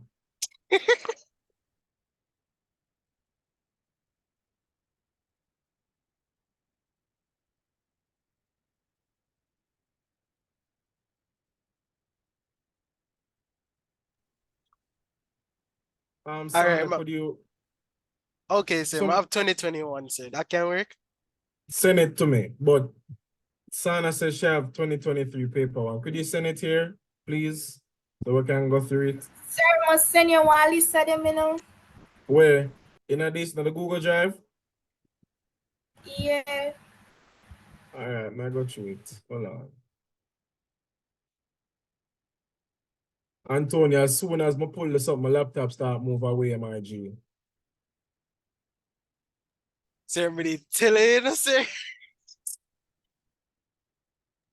Oh boy. Joey, you sure you waste so much time? I have it in front of me now, bro. The 2016. POB repeat like. Exactly. So either way, them good. Whether we do a reset one now or not. Still going to get the answer. The questions. Okay, let's do one of ours and we can do one of their own. Okay. So Kelia only seeing up to like 2019 in that one. But sir, back then in 2016, them never they have some little calculations in this, I say. Oh, you two, Oh, you two. I'm gonna say oh, that. the No, syllabus sir, actually changed. it changed. It changed in 2019. Yeah, that I man. Them say a different Christian, them don't like it. Sir, them not do not. Sir, I say I buck up on one with some percentage. I'm say, sir, this not in it, sir. Them they fear get No, sir. make you less dunce. we can do a 2018. That good?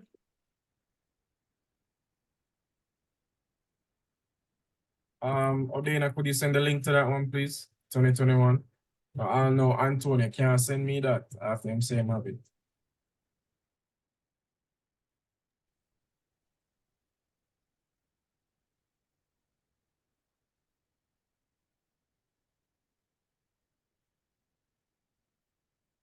All right, time man. Anyway, let's just pull up the one that you have. That's See 2016. there, sir, I send it. Make sure no foolishness there, because we're waste time. Sir, I check, you just check me, sir. No, I just said make sure no foolishness. All right, let us share my screen now. So we're breeze through them here. We're not stop and move like we're not in a sense because we're all very brilliant here.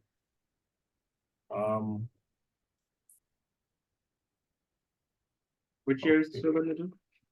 2021. Okay. Tell me when you see my screen. Yep. Right. Hi man, just regulate the answers. Let me know. But we're just breezing through, guys. Which of the following departments is not a functional area of business?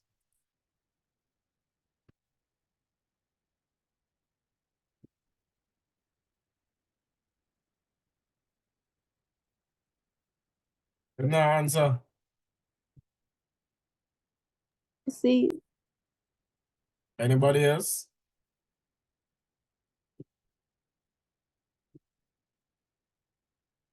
Which of the following departments is not a functional area of a business?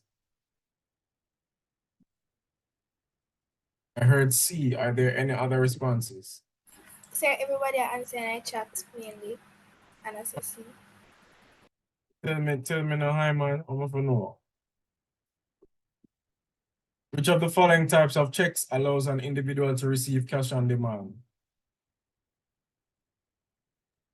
Yeah, man. It's public relations for one. Or I don't know if you want me to just send it to you in the chat or like let you know as we go. No, let me know what they're saying in the chat. Oh, okay. I thought you wanted the correct answers. All right, cool.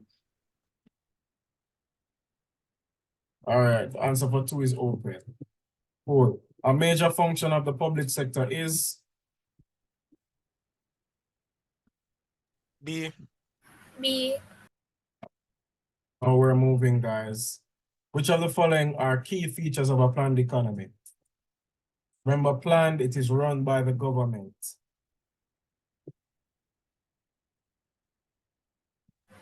A. Okay, anybody else? No, it would most likely be A. All right, because it can be planned by the government or run by the government and there's little government interference. All right, which of the following is not an example of an unethical business practice?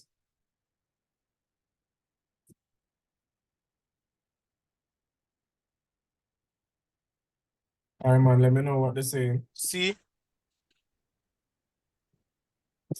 Is that the answer what everybody else says? Yeah, Okay, everybody C. Yes, sir. Because retrenching means that you're literally letting go of people who are bringing down your business.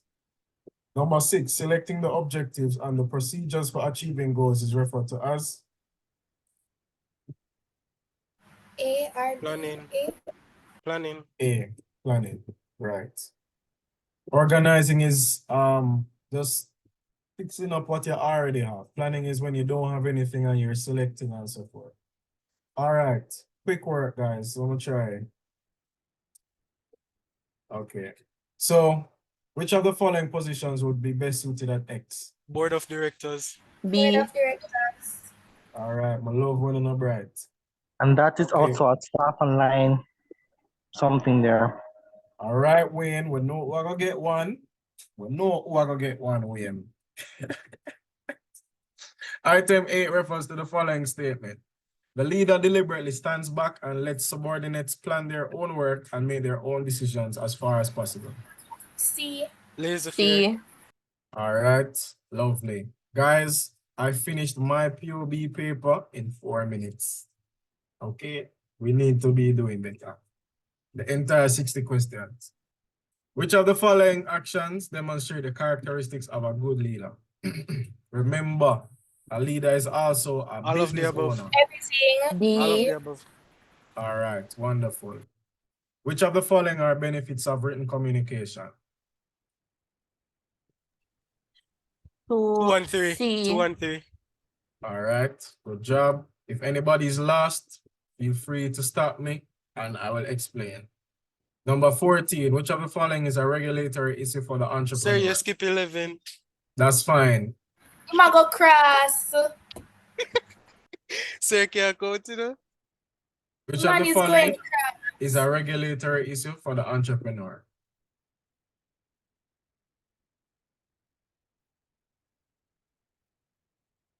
D.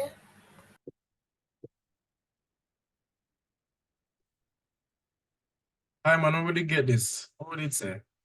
What are the comments saying? I'm C. seeing the comments. This is for 14, right? Yeah. Which of the following is a regulatory issue for the entrepreneur? C. It's D. Yeah, Dog. the answer is Sir, dog. I'm gonna watch my video and it's D. The video Like didn't he say. just said, it's D. So A D. Okay. It's not a C. All right. D as in donkey. Cool. In which of the following categories would subsidize meals for employees fall? A. Fringe. Okay, that's good. That's correct. An analysis of the viability of a business idea and an examination of the different aspects of operating a business is known as? Feasibility study. Any other responses? Be confident in your answers. The most you can get it is wrong, and I will correct. So persons are saying C. Is that the answer that we agree on? Yes. Okay, because viability is another way of saying feasibility. You're checking how feasible your business idea is. So the answer is C. All right, the main advantage of collateral security to the lender is that it? Well, Dog. Dog. D. so don't you think it improves the borrower's chance of getting a loan? Yeah, but No, it said sir. a main. It said it does, but it said a main because if anything, if when the person put up for collateral don't have no value, them not must get the loan, right? So yeah, it That's improve true. the chance for the people them say the main one, and the Okay. lender want make sure say they might get back what they might give basically. So yeah. All right. That's why, even though we're approaching the question quickly, we have to read. So it says the main one, so the answer is D. Number 16, an entrepreneur may reduce his or her risk of loss by? A. Sharpie. All right, Kerwin. Which of the following are examples of secondary sources of data?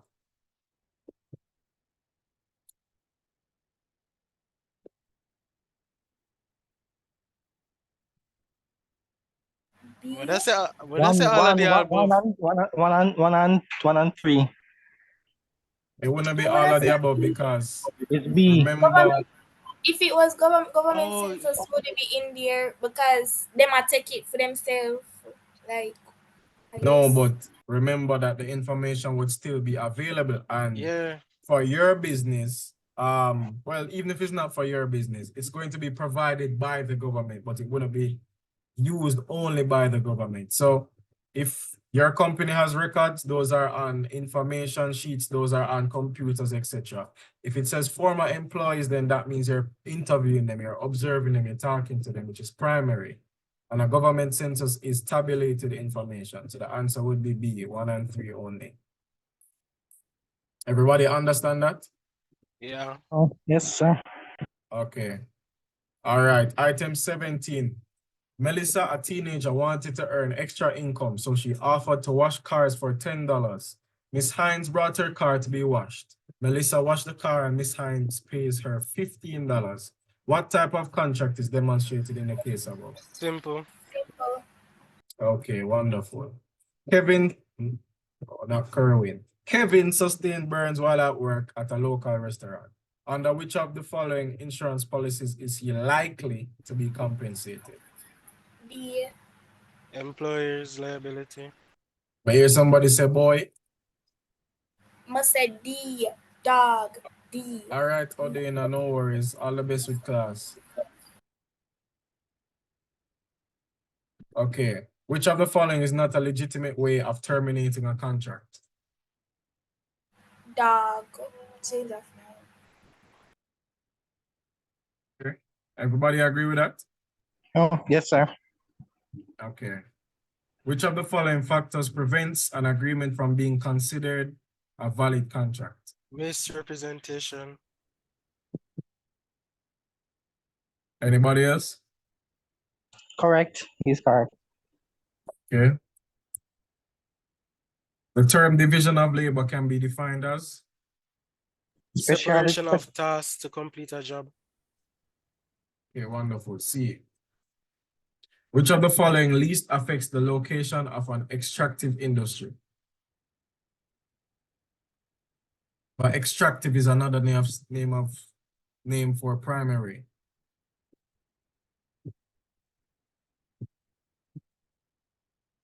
Any responses? I would say C. It's one of the source of raw material. Person answer that question, which of the following least affects, not mostly, no, least affects the location I would say of an boy. extract. Oh, no. It would have most likely be dog. So,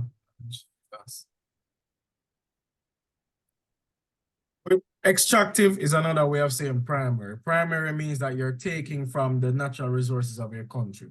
Which of the following least affects wanting to put that Yeah, that's location true. there? Thank you, Miss Filiano Wallis. Filanio, sorry, not Filiano, Filanio. The answer is A, guys. Because what does me being near a shopping district mean if me on my backside? I'm not supposed to be near anywhere like that. You understand that?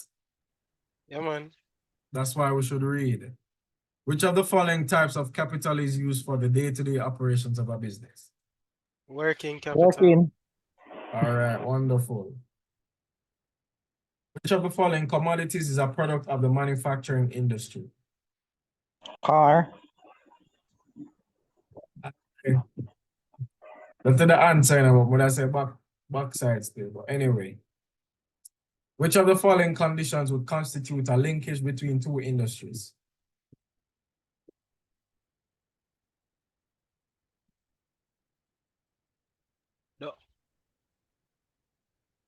Or the output of one industry becomes the input of another industry.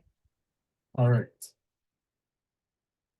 Productivity can be measured by? Output over input. Why not inputs over output?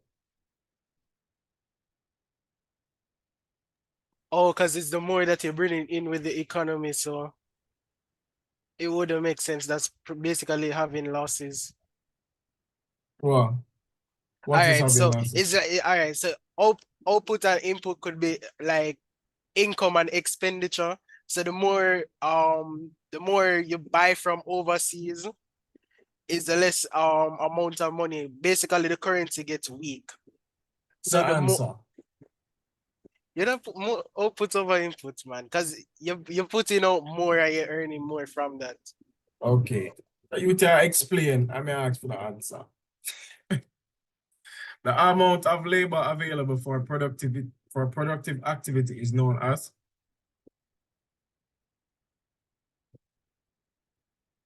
Labor force? Labor force is more than that. the inventor of a new oyster opener has the legal right to be the sole producer of this product. This is known as Copper. A. what we say, guys? What I say patent. What's I the think it's A. why would it not be trademark? Because the trademark only deals with logos and like Trademark catchphrases. has to do with brands basically, and copyright have to do with like video, music, and all of them. Some of them. I think patent have to do with invention. Okay, we're so correct. Look on a bright. Which of the following activities is an example of sales promotion? Free sampling. B. Very good. Product price promotion and place. Marketing mix. Very good. I'm A gonna situ- start something. I'm going to send these in the group after still. A situation where a business gains editorial space without having to pay for it is called?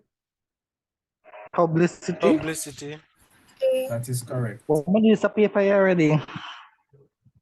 In which of the following types of trade is the hire purchase method of buying most likely to be used? A or D? D. I would say D. Why would you do hire purchase to get wholesale goods? Because it's a lot of goods and then everybody go. But when you buy wholesale, you get it cheaper. When you buy retail, you get it more expensive. Whenever you go in a courts, most people take out them house, them stove, them fridge, and hire purchase. Why? Because they cannot afford all of it at once, or they prefer to pay for it in segments. And the persons who you're getting the same fridges and stoves from, they are retailers. Retail is typically the most expensive.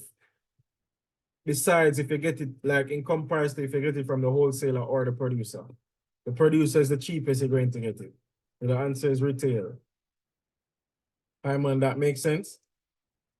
Yes, sir. Okay. Everybody understand that one? Yes, sir. Yes, sir.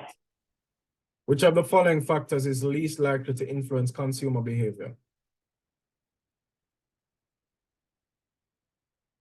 Place of residence. Anybody else? All right, Sana says D. That's correct. The most suitable medium of advertising in an area with high vehicular traffic is? Posters. Wrong. Anybody else? D, point of sales display. Why you're wrong, Antonio? Because point of sale, aren't you more likely to see a huge billboard? That's what it is. That's a huge billboard. So if you're going New Kingston, if you're there in a half retreat, if you're there town, and it's just a big highway, and there's a lot of traffic, you're more like, and you're always moving, it's going to be harder to see a poster than that big old display. You understand? Oh. Yeah. And I No, understand. no. You want me to tell you why I'm no, because previously I used to pick that and I usually get it wrong. They're wrong. And sometimes you have to make a choice because sometimes CXC will mark things what are right, wrong. And it just don't. So you just have to make a choice in the exam. You know it wrong, but no, what because are we you gonna put put? pointer sales on it wrong. I used to put pointer sales and get it wrong to work. It's right. So me I No. put it because it's right. So next is JB Auto Company decided to export car engines from Wait, Barbados to sorry, Trinidad.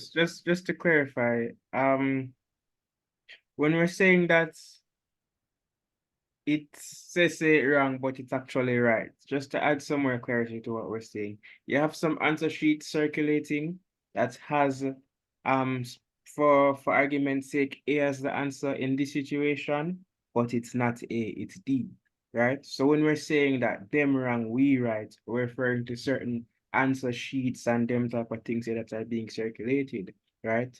So even though wrong information is a lot of times circulated, CXC still knows what's what. And they're not Correct. going to have mercy on us just because we looked on the wrong answer sheet, you know? So, yeah. The JB Auto Company decided to export car engines from Barbados to Trinidad. Which of the following methods is best suited for transporting engines? B. C.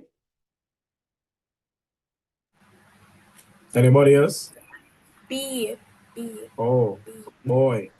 As in C, as in SEA. Cool. John operates a shop in his community. He buys goods in bulk from a nearby supermarket and sells them in small quantities to his customers. John will be referred to as a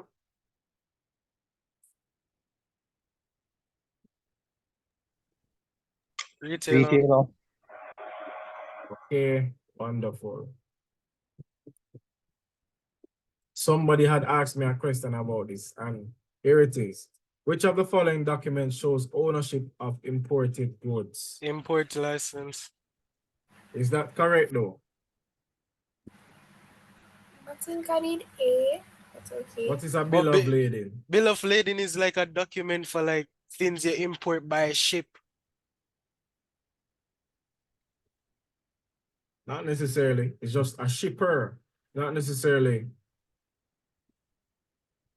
But yeah, A bill Maria of... asked. Go ahead. Maria asked if we could have go over the documents, them like them there after everything. At the end of the day, Kelia, I think that is something you can go over by yourself because they're right here, one, and you just need to type them in on the internet. And there are other persons on YouTube that you can watch a simple video that breaks down all of them. Because I'm not sure if we're gonna have time today. But if push comes to shove, you can always send one of us a message or send a message in the group. I will try to clarify as best as we can. But the bill of lading is a legal document issues, and it's a document title to a shipper, not necessarily that it only comes on a ship. So it's a receipt for the ship goods and the contract between a carrier and a shipper. So by that virtue, bill of lading would be the answer. Let's ask about ownership. All right, 38. Logistics in business is defined as managing resources from the point of acquisition, storage, and transportation to their final destination. Beautiful, Kerwin Springer. You're living up to your name. Which of the following is the final step in a supply chain operation?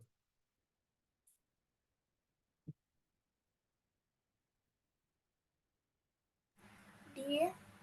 Dog. Delivering the finished product from point of origin to point of destination. Definitely. 40. Which of the following is not a type of account offered by commercial banks to the public? Current account. Why? What's a current account? Because current account only happens in partnerships. Beautiful, Mr. Barnett. That is Accounting true. knowledge. That is right. Which of the following trade accounts are only accessible to business and wholesalers for the most part? It's not limited to them alone, but that's what it is. Savings and fixed deposits are accessible to all of us, even to businesses as well, but to primarily consumers. And current accounts are accessible to business owners, but specifically to those within partnerships. The 41, which of the following is a service provided by commercial banks? Accepting deposits from customers. All right, wonderful. I heard you, Keelia. B. Which of the following is a global logistics provider? DHL. C. Think that I said GPS. No, I'm already get tricked by it. Now I get tricked by it again. Okay, which of the following characteristics are associated with the stock market? Risk and benefits. B. All right. All right, Sana, you said DHL. I see you. Okay, risk and benefits. Investment can be defined as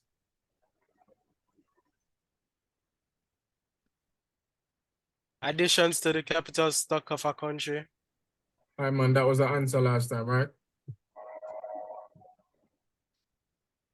You can continue. I'll confirm.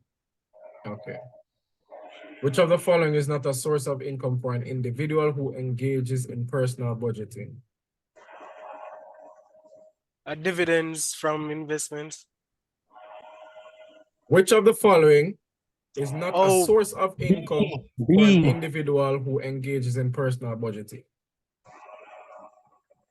B, loan repayment. Any other responses? What are we thinking, guys? It's a Answer is, loan repayment.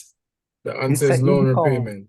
Because salaries earned, you're earning money. Interest from savings, you're earning money. Dividends, you're earning money. You're earning But loan money, yeah. repayment, it's an expense. All right, Sana, I heard you. And you're on the D, call I for heard you. 44 with C. Okay, Remy, I heard it. Good answer. All right, which of the following actions by government is most likely to lead to an improvement in the standard of living? D. Think Wait, about no, it. Okay, Sorry. good job. Because if me poor, them businesses, if you give tax incentives to businesses, you're just allowing them to make more money. That doesn't mean a better standard of living for everybody. But if I take away taxes for the people who really can't pay it, then I'm giving them an opportunity to build up themselves, and therefore improving the standard of living. All right, one of the major functions of a central bank. Issue notes and coins. Beautiful. Governments offer subsidies to businesses too.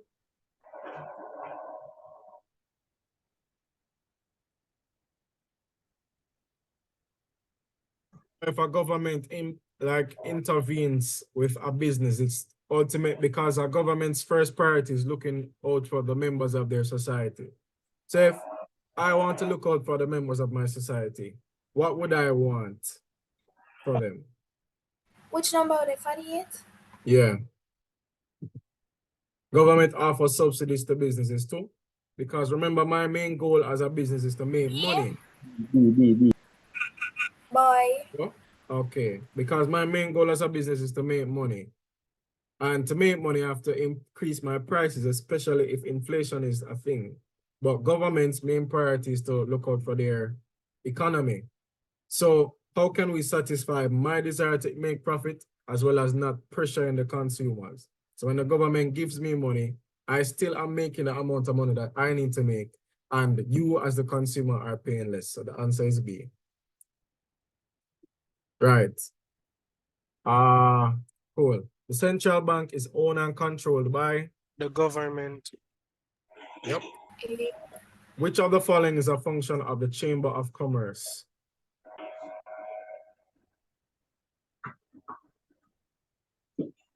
A, R, C.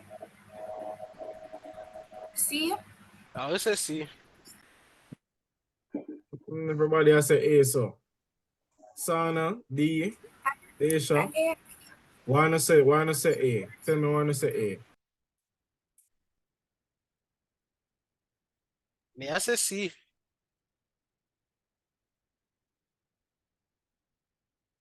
Anybody else?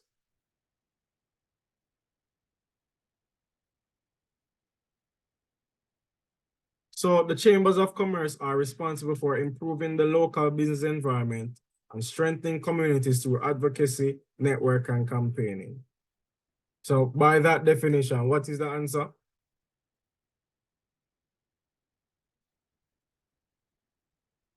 C. Because if they're improving local business environment, it has to do with the fact that they're trying to secure markets, so when we bring in goods, they can sell. So to everyone that said C, good job. Which of the following forms of taxation can be classified as direct? Income. Why?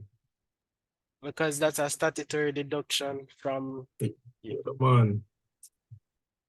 Money, you lose money directly when you get your P or whatever. The tax, or when you buy things overall, the tax goes. It directly a come out there. Take your time on top. Nobody in a rush you. We get your point. So you're right, Mr. Springer and Keelia, and everybody else in the chat that said A. So we'll go through them couple. Which of the following measures are used by governments to redistribute income? C. Correct. Governments can positively influence businesses or business activity by reducing taxes. Wonderful. Mrs. Brown receives a job offer from a company in Barbados. In order to take up the job, she decides to leave her home country of Trinidad and move permanently to Barbados. In Trinidad, Mrs. Brown would be referred to as Boy, immigrants with an E. one economic solution to unemployment in the Caribbean is to D. Dog. how would that help?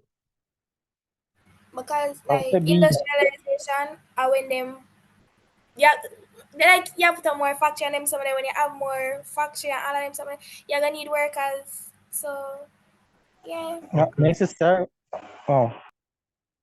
She's right, you know. Industrialization. But one not to with reduced birth rates. I don't see like in Jamaica I don't see us doing that, to be honest with you.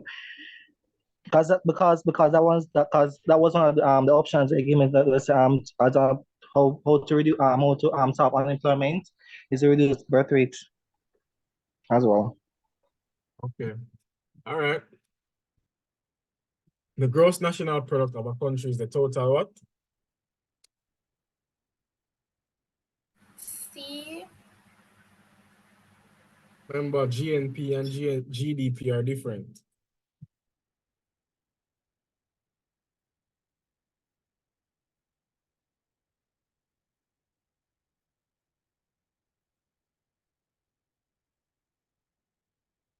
Anybody? You know, I'm seeing some people getting this wrong even in the chat, and I think it's crazy because we went through it in the paper too. This exact question.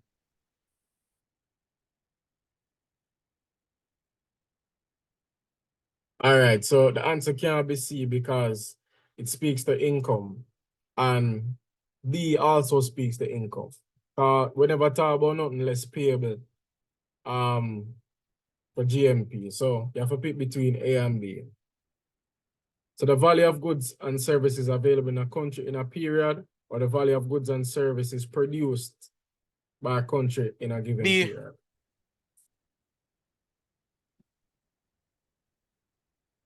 Anybody else? Some people say A. Hi, man. You mind? You mind? It's B, man. So right here, we have to remember the difference between GDP and GNP. GDP is when it's domestic, when it's local, when it's national, when it's specific to the in-country earnings, whereas GNP is open to the citizens and nationals that are in other countries as well, right? So seeing as A has the specificity, but B doesn't, we know say B is the answer. Okay. All right. So the main purpose of CARICOM is to foster B, boy.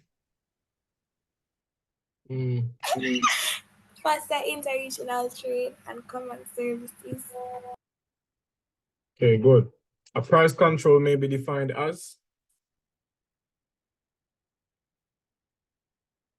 or government limit on the price of goods and services.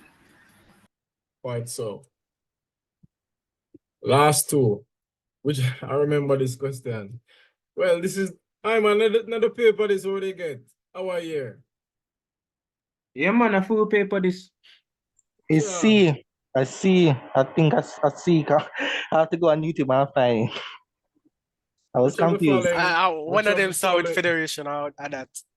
Which of the following represents the correct I see stages me in the coach. I'll make it development? right. Guys, I'm speaking. Which of the following represents the correct stages of the development of the CARICOM single market and economy.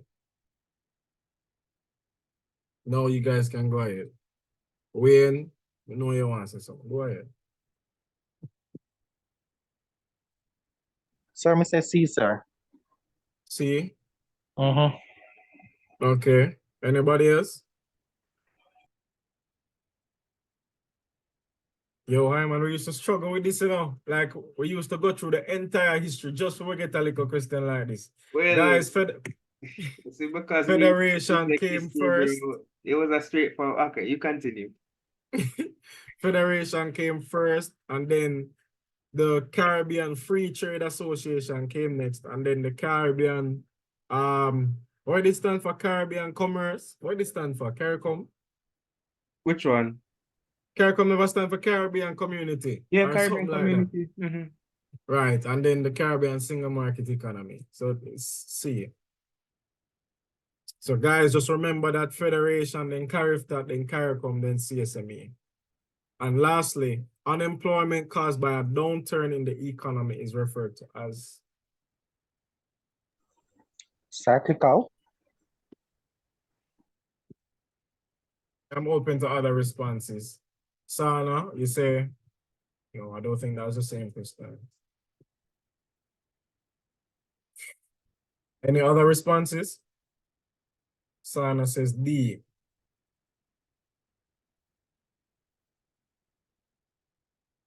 Anybody else? Somebody says A. Any other responses?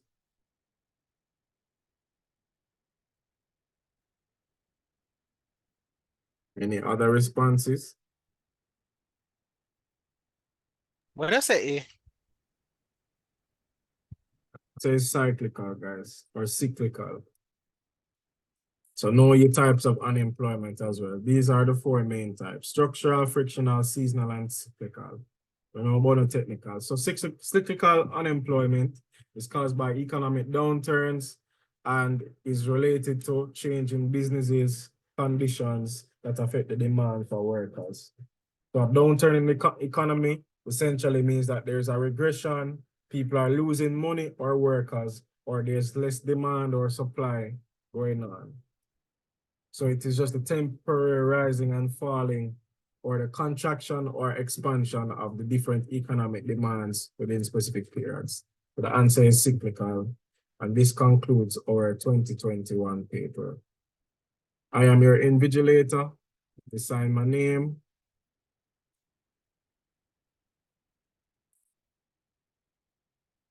JoWayne Fearon. You guys get 100%. Sir, go put his signature in that date. Oh, Jaja. I'm confused. Anyway, when I get the so we'll send this past paper with the answers in the group. But at the very least, guys, you're not supposed to get less than 59 out of 60. Why I must say 59 out of 60 was that one question about point of sale advertisements. But I believe it would have been point of sale and like the advertisement them where you would have separate said if you're in a traffic, nobody no really has stop for see poster and poster them smaller than that. So remember what J'Vaughn said still, you know, some people just have Yeah, their own that's reasoning for things. But Hyman, is it safe to say that we've come to the end of our session? Sir, I me mean, can give you the reason why them tell me say I posted the answer. them wrong, man. No, me can explain why. Me can explain what them tell me. Them say, all right, the juicy beef up a ligani. And them say if you look at the side, you could see the little poster them when you're there in a traffic. So that would have been the answer. From me say the word little, we no say what you saying. Yeah, it don't make no sense to me, sir. But that them say a poster. Well, now you know what's the answer, man. Yeah, man. No, because somebody I put point of sale before and them give me it wrong. But yeah, guys, we gave you an hour extra for free. Well, really and truly everything's for free. So the goodness of our hearts, you know, God is good. But yeah, you have your exams on Tuesday and Wednesday, but JoWayne and I are still, here at your disposal. Being big brothers, feel free to message us in the group, and we'll definitely do our best to answer as best we can. And yeah, been good. Anything anybody has to say? Closing prayer or? Feel free to close at your discretion, Hyman. All right, we're going to close off with prayer, and then I'll send the link in the group. Sorry, the link in the chat. All right, so please show reverence. Dear most righteous and heavenly Father, thank you so much for bringing us through a riveting marathon for the principles of business. It's been good. I'm sure that each person is going to leave having learned quite a bit, having been refreshed on quite a bit of topics, contents, not just the content, but also how to approach the topics. We've had a good time discussing, and we give you the glory. We give you the trust. We give you the faith.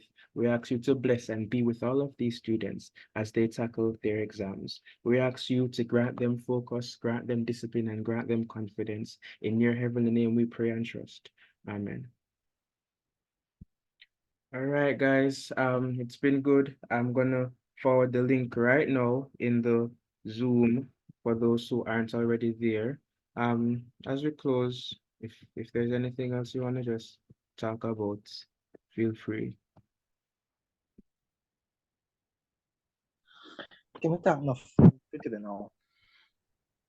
It's been a very good session, and I appreciate having the opportunity to interact with you guys and help us. So you're welcome.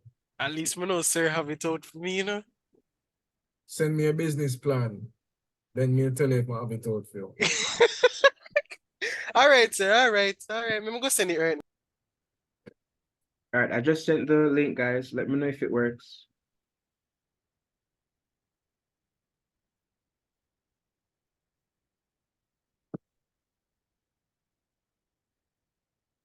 Why Brianna join when we close out? That may I say. Good night, Desha. All right. Oh, I need to end the recording.